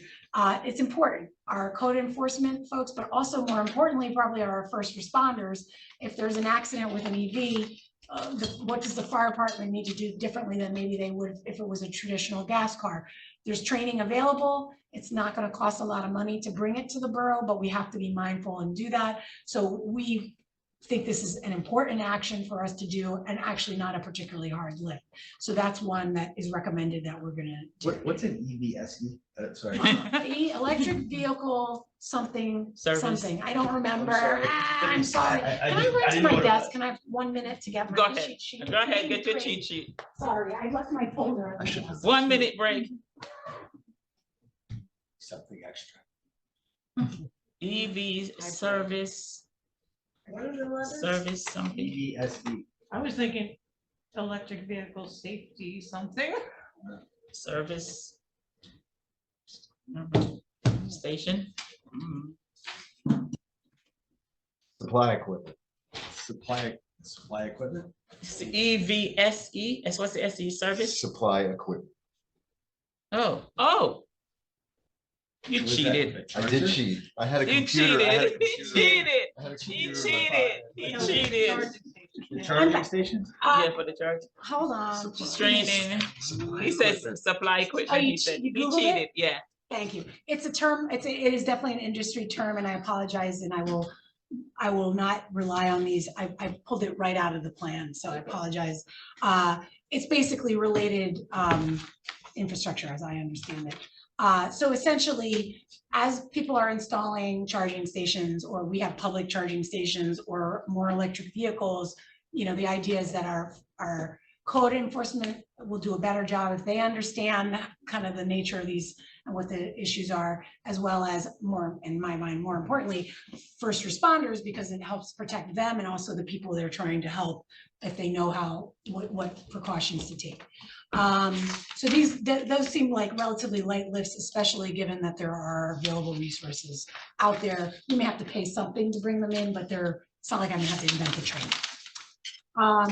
1.4 and 1.5 and 1.6 are kind of in our book as our plan is ongoing, because while we have been trying to purchase alternative fuel vehicles as we replace our traditional gas powered vehicles. So that's already a strategy, and we have a track record of doing that.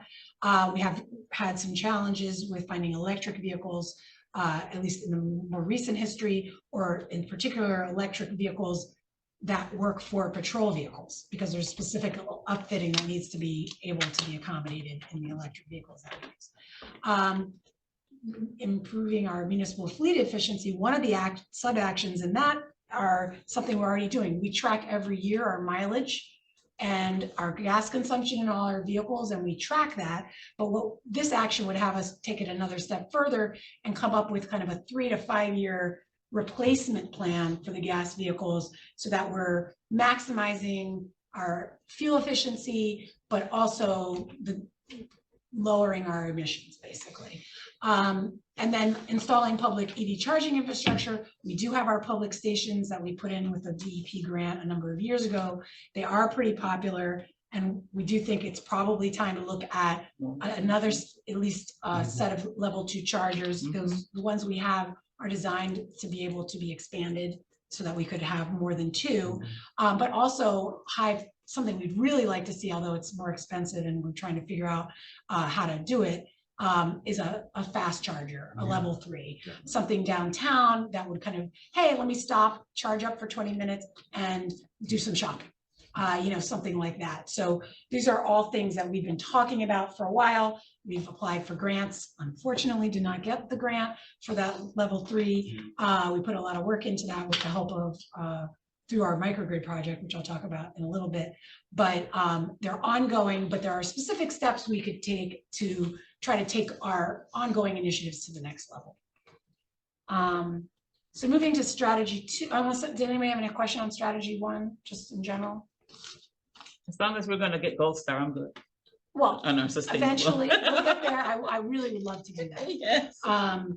So the second strategy is accelerating deployment of renewable energy and distributed energy resources. There's a lot of initiatives in the program. Not all of them are listed here, as you can see, because it kind of hops around. We picked the ones that we thought were best fits for the borough. In the back of the plan is going to be the worksheets that we use to go through all of the Sustainable Jersey actions. So anything we didn't include, there's a little bit of a rationale for why, but given the time, I'm focusing on the ones that we think are good fits.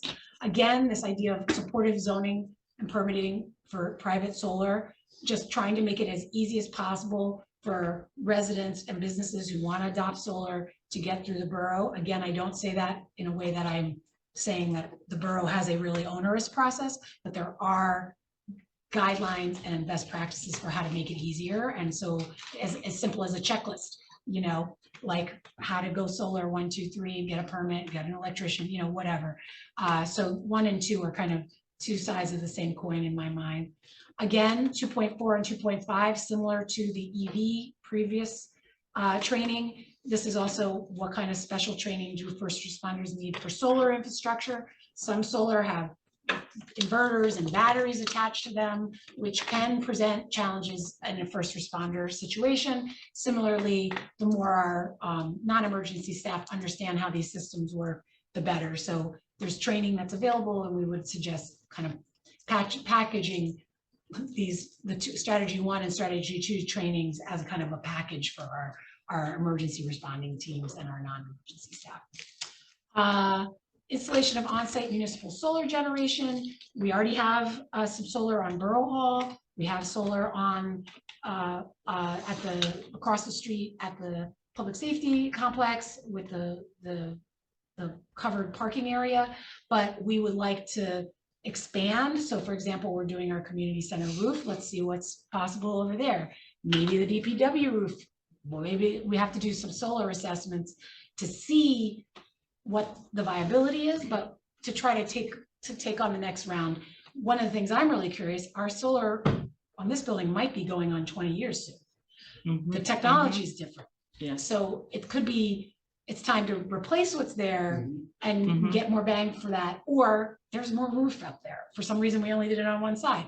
Because it was expensive. It might have been expensive, was but now expensive. there's these power purchase agreements and things like that. So there's a lot of tools we can use. So again, I think it's not a leap to say we're doing it and we want to keep on doing it. And so here's some steps we can take. Buying renewable energy for municipal facilities. Can I just Oh, go back? sorry, sure. The public safety piece of it is really important because as I see fires that are going on around the state, last week it was 3 fires that I saw on the news and they had the solar panel on and they say it made it more challenging for first responders to do what they needed to do. The panels were in the way. So there are better panels that's being offered or better training that's going to be offered. Training. Ah. So, but it basically, as these, I mean, I can imagine in a situation like that, there may be accessibility issues with solar panels. That's exactly what they were You saying. know, where should we target, you know, what have you. So the more, just like anything else, the more familiar you are, and this goes for first responders, if they've gone to a couple of trainings, it won't be the first time they ever thought about, what am I gonna do Right. when I encounter a fire that relates to, that has solar involved. So that's, I agree, I think it's important, and especially because I believe the training is out there, and it's just a matter of bringing it to the staff that need to have it. Great. So the buying renewable energy for municipal facilities, there are ways that we could go out to the market to see if we could, just like we're gonna do with renewable government energy aggregation for the town, which I'll talk about next, the municipality could look at joining a consortium or going out to bid for its own buildings. They don't advise that we glom into the RGEA because apparently commercial buildings get better rates than residential do. So that's why we wouldn't just jump onto that. So that's something I think is a good idea, but it's something that I would say maybe a 2-year out. You know, we've got a lot on our deck, as you'll see when we go through this, with the RGA, which is the Renewable Government Energy Aggregation. We are in the process of reviewing the agreements that we would need to enter into with a contractor if we were going to go forward. We're going to go out to bid soon to see if we can get enhanced renewable energy content for our residents at a price that's comparable to what PSE&G is currently charging. So we're going to get more renewable for the same price, basically.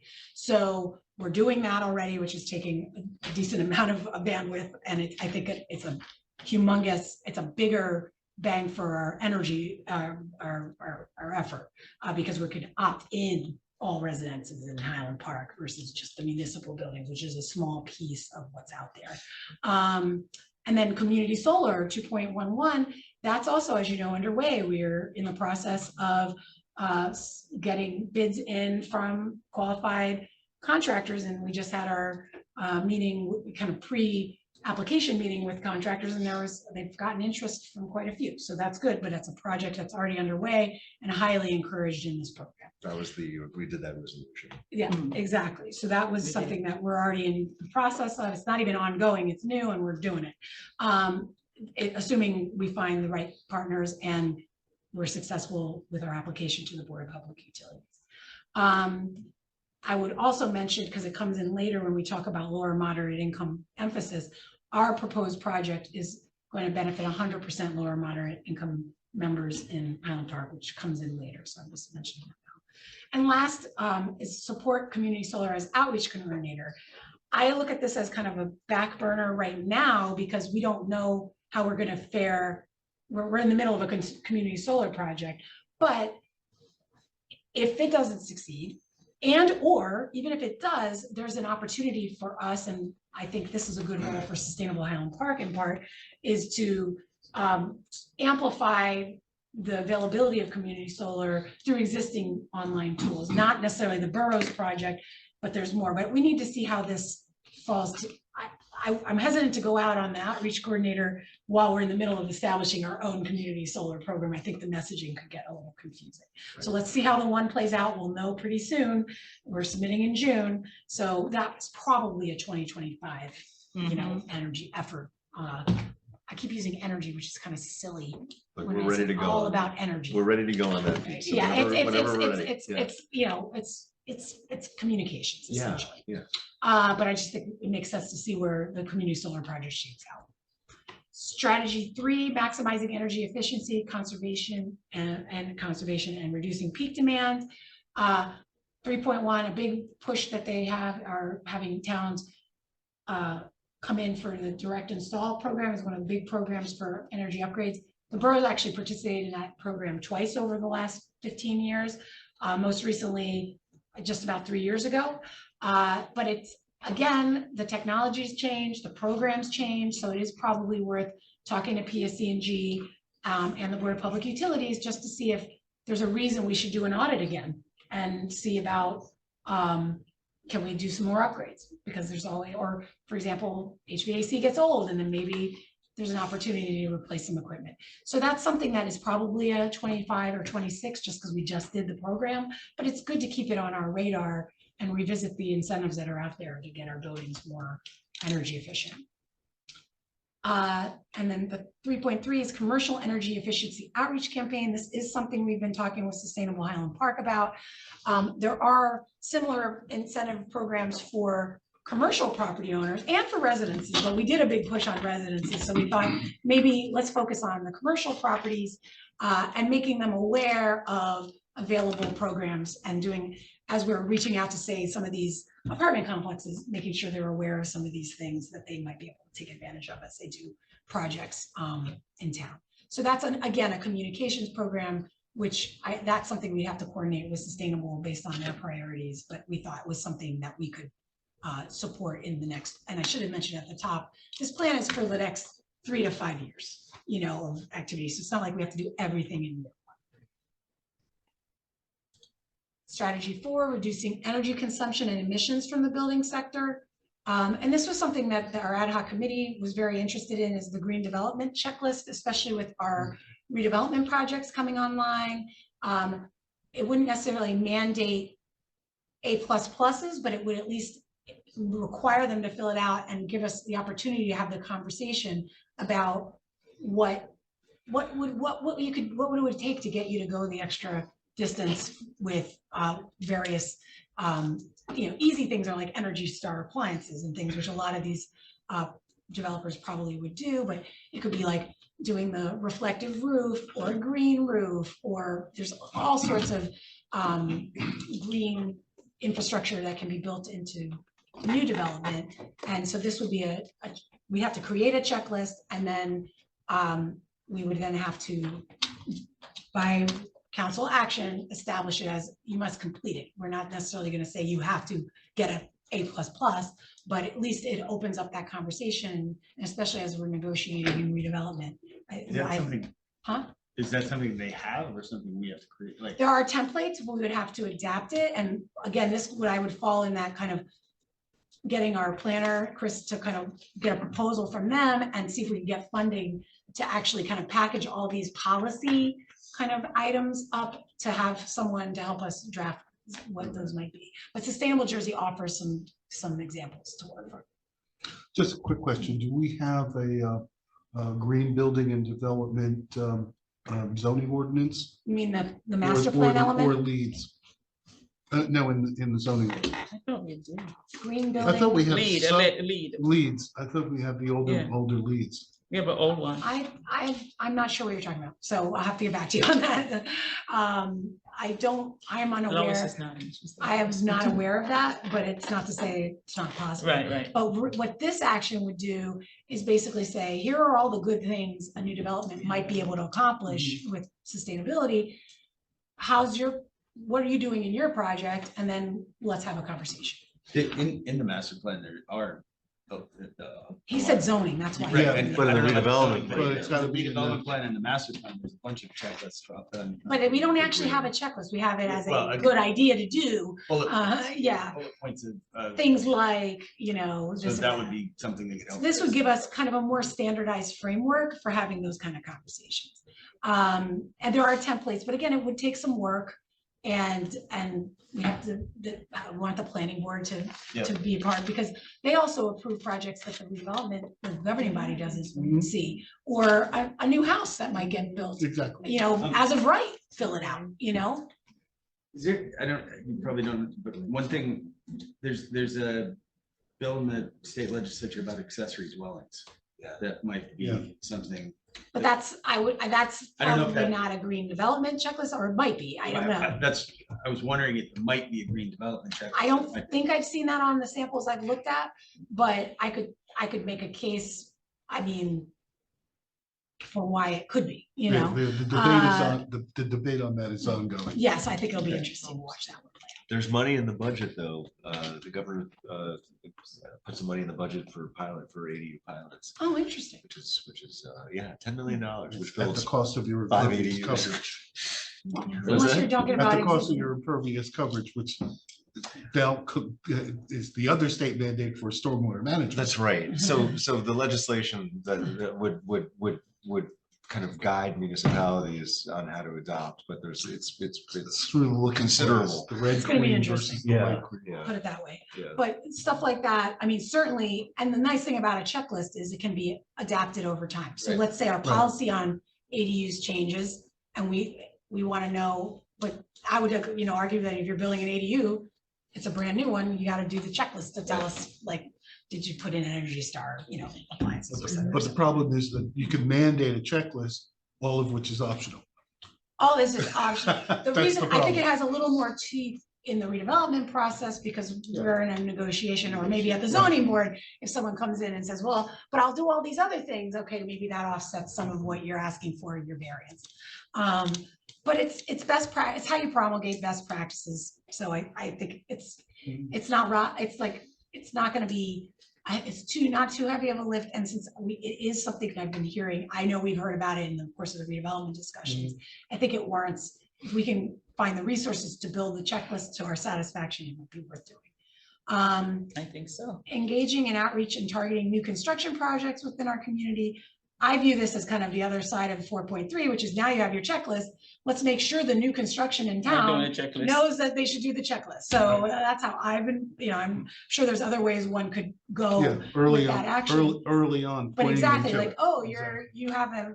you have a lot, you're gonna build a house. Well, you come to construction, well, you're gonna have to fill out this checklist as part of your forthcoming application. Should be in a package. Right, so they're kind of related in my mind. Yes. So that's strategy 4. Strategy 5, I'm skipping past because there was no guidance on strategy. I don't know what it is. Strategies, I mean, literally, the checklist skips to strategy. You want me to wait? Appreciate it. I'm sorry. Okay, 2-minute recess. Okay. Yeah, man, Sorry, we have 2 chunky items It's tonight. Yeah, it's true. It's his bill, but that allocation, it's not clear kind of how, I mean, it hasn't passed yet, but yeah, there seems to be a commitment from the state to really.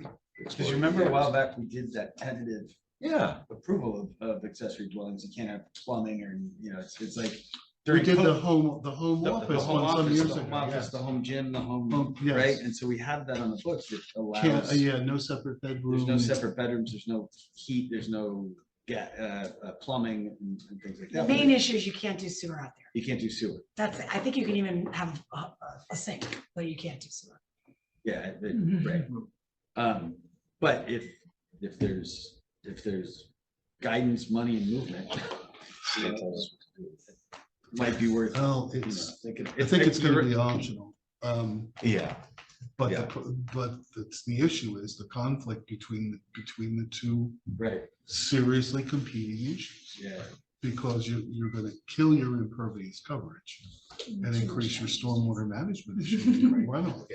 Your sheeting is, it can be really bad. that's, well, but the reason that they're pushing the idea is because we are not able to build enough affordable housing. That's the another, problem. Thank you. that's another That's problem. the problem. too, We is that- cannot build enough affordable housing. Right. And then the other issue though, is that would that even count? Because it's so hard to deed restrict ADUs on somebody's property, you know? Yeah, So suppose, it's hard to suppose control I affordability. converted my garage. to the second unit. Okay, Terry, All you right, got the floor? How would I do that? it's 8:49, everybody. Yeah, So, it's not 7:45. That's the oh, clock is that is not straight. fixed Yeah, yet? that- No, I'm Ah. looking, I'm like, oh my I God. told That's Brad Eastern to do Standard all Time. of them. It's so funny. I was like, Brad, you gotta change the clocks in the break room because I keep freaking myself out. But I forgot about that clock. I never use it. Sorry, Mayor. I'll get it on the, we almost have all of them. All right. By the next time change, it'll be fixed. Seems to be, at some point you just go, let's just wait. Yeah, So give it 6 months. yeah, exactly. Strategy 6, supporting community energy planning and action with an emphasis on encouraging and supporting participation by low and moderate income residents and environmental justice communities. So this is a big priority within Sustainable Jersey, within the state of New Jersey, and I would argue in Highland Park. Fostering inclusive community energy planning. A lot of the action, the sub-actions within that initiative are things that we already do, putting our materials, like our agendas online. It's kind of like 101 transparency type stuff. So that's why I indicated it was ongoing. But I think there's always more one can do and more intentionality to be inclusive and think about times that work and meeting formats that work so that everybody can participate in the planning and decision-making that go on in town beyond just energy planning. I think it's just good policy all around. So we suggested including it because it's stuff we're already doing and there's always more you can do. 6.2, conduct energy efficiency outreach to low and moderate income residents.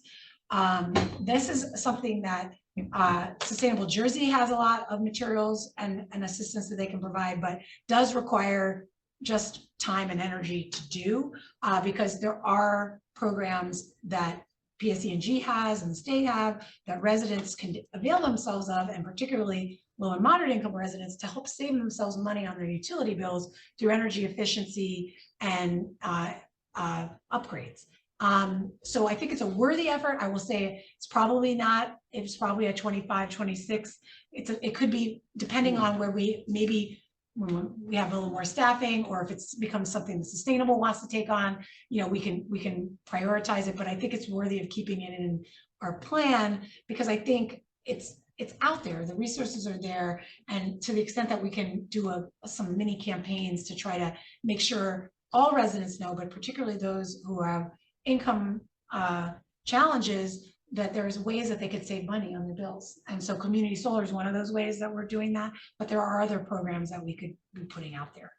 6.3, support shared mobility programs. I've made the case in our plan that a lot of our transportation programs that we currently offer at the community center, I think are important, and particularly because a lot of the folks who utilize them are either on limited incomes, be it because they're retired or of low or moderate income. So we have those core programs that we've actually enhanced because of our needs around the grocery store closure and other things. So I think it's something we've been doing. I also think actually our VO Scooter program is a micro mobility program and a shared mobility program. They do offer a reduced price for lower moderate income folks. You have to show if you're eligible for free and reduced or any of the standard kind of SNAP benefits or what have you, you can submit that and be eligible for reduced costs. So I think we could do better at getting the word out about that. And so that's why I wanted to put it in here as much for me as for anybody is, you know, make sure folks know everybody should be able to participate in this program who wants to. I don't have information on exactly what the reduction is, but they offer it to the New Brunswick and the Highland Park markets. 6.4, support low and moderate income community solar subscriptions. This is what I mentioned earlier. We're going after a 100% community solar program. So before we went full hog on advertising other people's community solar projects with the lower moderate. We want to make sure we get them in our project. So we're gonna see how we shake out on the community solar application to the Board of Public Utilities. We should know before the end of the year.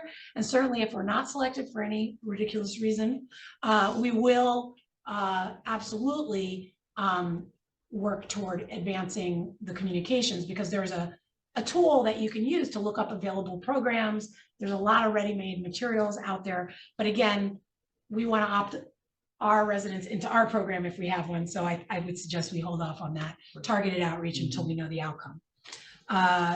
Conducting, and the last item here, conducting energy efficiency outreach to community serving institutions. Again, it's making awareness, raising awareness with, for example, either houses of worship or other nonprofit organizations in town about the already existing energy saving program out there, so that they can get the words out to their congregations and their constituents that they serve. So again, I don't think it's a hard action as much as it's a time action, and it needs some energy and care. So that's something that probably be a next year, kind of in line with some of the other similar actions. One of the synagogues did a project to do solar in their parking lot, so they might be an out and reaching out to others, or they might be able to help with. Absolutely, and especially in this action there's a special focus on lower moderate income. So to the extent that they have a sense for who in their congregations may particularly benefit, and pushing out that messaging to them. But absolutely, and they've been good ambassadors for different programs for Sustainable Highland Park over the years, for sure, when we've done other programs. Who is this man? I didn't hear you. I'm sorry. Hey, Oh, okay, cool. Yeah, they did that in their cover on the Yeah, building and yeah, in the yeah. parking lot. The partial parking lot. I kind of remember when they were going through that process, that was cool. And the last, but certainly not the least strategy, advancing the clean energy innovation economy. And the big action that's in there that we tend to lose sight of every now and again, because it's been such a slow burn for a while, is our local microgrid project. We are still in the middle of phase 2 of our grant, which was a generous grant from the Board of Public Utilities, where we're working on kind of the refined feasibility and what would it really cost and take to implement a microgrid, which essentially is a grid that goes up when PSE&G goes down due to any kind of emergency situation. Our microgrid is focused on the borough complex here along and the spine on 5th Avenue. The bigger view of it would be they could cross Raritan Avenue and connect over to the library and to the high school, where we could keep those buildings on in emergencies to be shelters and other important places. So that's the vision. There's still a lot of regulatory challenge to that, because even though the Board of Public Utility sponsoring these projects, the irony is they're not allowed under current local, like under regulatory, are allowing these feasibility studies. But the biggest thing that we have to overcome is, power generation across property lines is not currently allowed. And so we would basically be utilizing existing generators that we have, the Solar for All project down by the old landfill, as well as maybe some new generation that we'd have to do to make it all work. But we've got to get the regulatory, but we're going to finish our project, and if that's the only thing that needs to happen, then we know what our next thing is. So that's a big project that it's ongoing and underway. So let me see if I had any other slides. So what are the next steps? We're in the process of making this plan look nice, and we have a person doing that for us now. So this is a preview, although I'm going to try to find something that looks more like Highland Park. This has windmills, which I'm not sure. Maybe, you never know, but it doesn't. But essentially laying it out, making it look like something that we want to pull down every year. But the next step is for council to adopt the plan, and I'm hopeful that you'll consider doing so on April 2nd, because we really need to close this grant out. We have a deadline. And so. And it's a good grant. Yeah. It's a And we good should do it. grant. Then it has a And lot of then there's an community opportunity to benefits. apply in May for some implementation. So I'll be back to you with kind of a packaging of some of these initiatives that I think we could kind of go into the BPU with a request. So we'd really like to get this grant closed out. It was derailed for a variety of reasons. So this is one of Emma's babies that I really want to see through to the end. And apply for those funds. And I think as a kind of a just longer term next steps, I think it would be advisable to bring our ad hoc committee and any others that make sense together on an annual basis to review, to make sure, hey, why didn't we do that? You know, probably because we forgot. Let's get back to it and just make this part of our kind of annual reorganizing for especially there's some overlap with the Board of Health, with Sustainable Highland Park and the Environmental Commission, and they all have interests in this in different ways. So that is my long presentation. Thank you for listening. Thank you. Terry.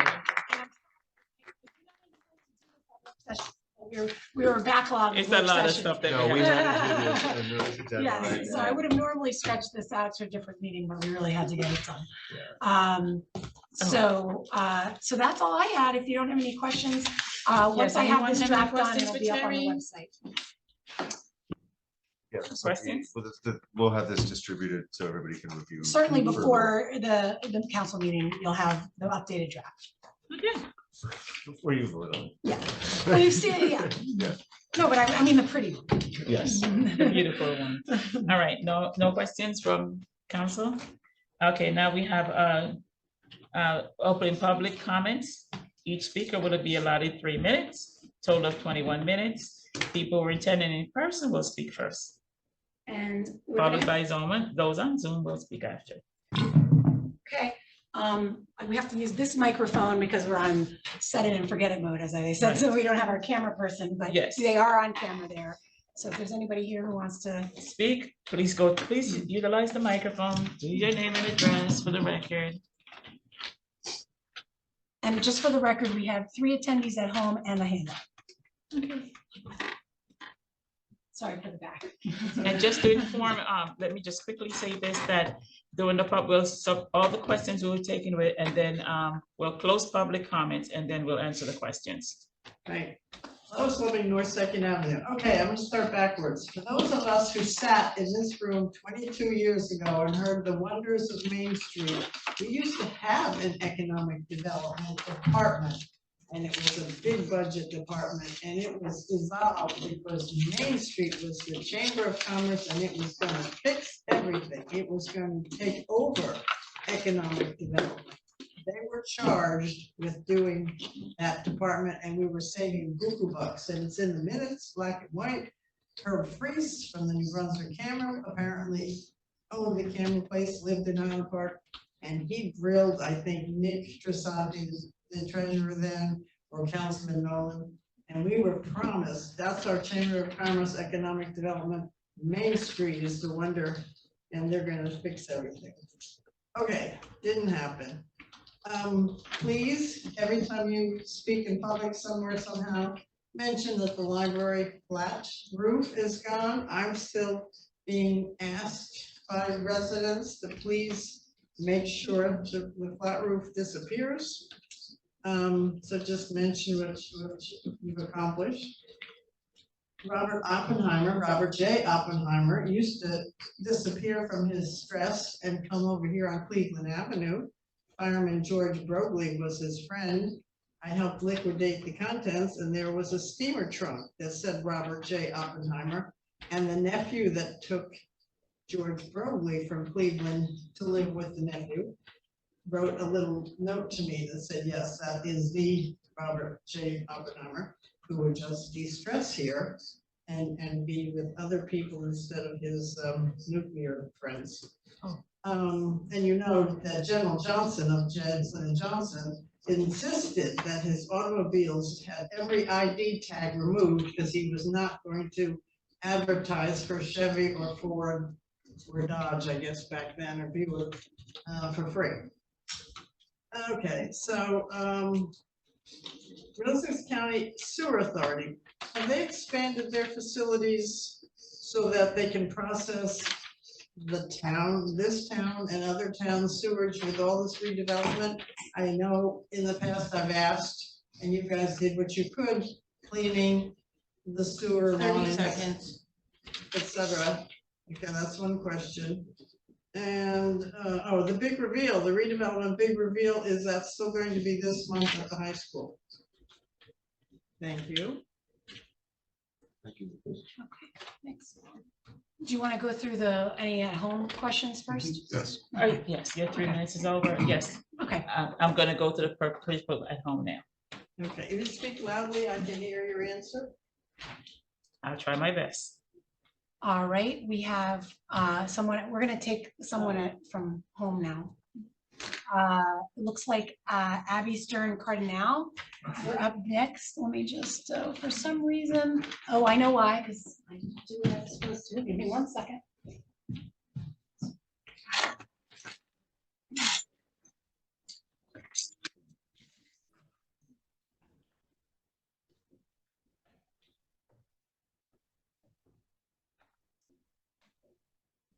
Sorry, I had to make myself a co-host so I can call on people at home. Hooray. It's so much fun. Okay. All right, Abby Stern Cardinal, you're up next. Hi, yes, Abby Stern Cardinal. I live on Harper Street. Thank you. This was a lot of really good information. I just wanted to mention about hearing that the community center might be closed around July, which sounds like very necessary and important, updates. I just wanted to mention that the timing is slightly concerning, because I don't know if the library will be open yet. And I would really ask that if there are multiple public spaces that need to be closed, they get staggered. I know that they're different entities, but we really have a lack of kind of open public spaces right now. And I know we'll get more, which is great, but I would just ask, things continue to get delayed, and it's understandable. We don't know exactly when the library would be open, but for things that will need to be displaced, and just for various community, needs, to make sure that the library is open before the community center closes. Something like a code red, I don't know where that will be housed. Again, it's different areas, but just making sure that we're staggering any community spaces that are closed would be great. Thank you so much. All right, that was our last speaker. Alrighty, library roof, Councilmember George, you want to discuss that? I can. And library closing? Oh, I'm sorry, motion to close public session. So moved. Second. Second, all in favor? Aye. Very good. Councilmember George, I'm gonna go to 2 questions, the library roof and the library opening. Can you please address those 2? With regard to the library roof, the project is designed around replacing the entire flat roof system. The reconstruction of a roof was found to be not feasible to put in a pitched roof and reinstall the entire HVAC system on the ground and wall mounted. However, the plan redesign the HVAC venting, which is on the roof and accesses through the pitched roof sections so that they are raised off the ground as opposed to being set on the roof, which caused most of the problems. During the installation on the ground with the bracketing caused a lot of leaks because it was more prone to movement and then cracking. Number 2, the repairs of that kind of system were not calculated. A, they were not done well, or B, they would be more prone to a wear point. And so the system was redesigned to elevate the ductwork off the ground using a cantilever system, which raises them up off the ground. And therefore, A, there is less penetration of the membrane. B, there's less movement of the membrane around fixtures that are affixing the venting. So it's hoped that this system will be substantial. And C, we will guarantee that we have the 10-year performance bond in case there is an issue, which was not done in the past. and resulted in us having to do all the roof. We've actually paid for a new roof twice over in repairs over the last 13 years. So that is it. Second, the coordination of the library completion with the community center beginning should work out, but it will be coordinated. Right now, the library is on target to open in June with both the roof and the interior state library bond completed. The plan is we will be going out to bid on the Kushner improvements, but it's treated as a coordinated second project. So we're going to get the work done. We're going out on Kushner now because it is partially, don't want to call it cosmetic because it's substantial, but it's not roof, it's not toilet, it's not drainage, it's not electric. And coordinate them to get them all done. I think if we're beginning to see what the contract time is. I think obviously we have to complete. If there would be a competition, you would say that you'd have to finish the library first. You can't stop the library. Now you don't have that open and start the community center because now you don't have that open. Obviously there'd be a coordination, but right now it does not look like there will be a conflict. It might even be possible that once the library opens, we could take smaller events and run them in the community room while the community center smaller events, smaller gatherings are taking place. And I would speak to the executive director on that. I'm sure that there would be no problem in coordinating that. Thank you. We're responsible enough not to overlap projects, so people are out of resources here in town. Sewer expansion and extension with Middlesex County. I am not sure about that, but we can look into if there's any movement to expand our sewer system to merge with Middlesex with a county sewer system. So I don't know anything about that, but Mayor, I think we can I check. took her question to be something else. Do you mind if I Did clarify? MCUA increase? Oh, If we redevelop, is there enough capacity for, the last we looked into it, I believe the answer was yes. I am confident we looked into water supply. But I need to double check on MCUA. So, All right, so I'm gonna put Terry. but that's something that our operations folks could help us and get a good answer. All right, so we can put that in our frequently asked questions and so everybody can share that with us, just to respond back. Yeah. Okay, great. Downtown Charette. We were hoping to have had the charrette ready. I think we're closer than, we're very close. We wanted us to have it this month. Obviously, that's not going to happen, but it's not like we do not want to see this happen. We really want to roll out the red carpet on this and have everyone come in and have their go at it. There has been a few hiccups, but as soon as we work through them, we will roll it out so everyone can see. This is a promise I have made. I intend with every fiber of my body to keep that promise. So the charrette is coming. I don't want to lock myself again into a deadline and then something happens somewhere down the line with somebody somewhere and then it's not happening, but it is coming. And I will be letting everyone know when the charrette is going to happen. You will see it on social media. We'll advertise everywhere. So as many persons as possible who can fit into the high school building can come in and bring their little notepads, their pens and pencils, and let us hear what you think. The other thing was the Oppenheimer trunk. Do you still have it? If you do, you should lend it to us. It can be a part of our library when we work with J&J. And that's that one. Thank you. Mayor, I see no other hand. We closed public comment. We close public comment and now I move for an adjournment. So moved. Second. All in favor? Aye. Thank you all. See you at next meeting.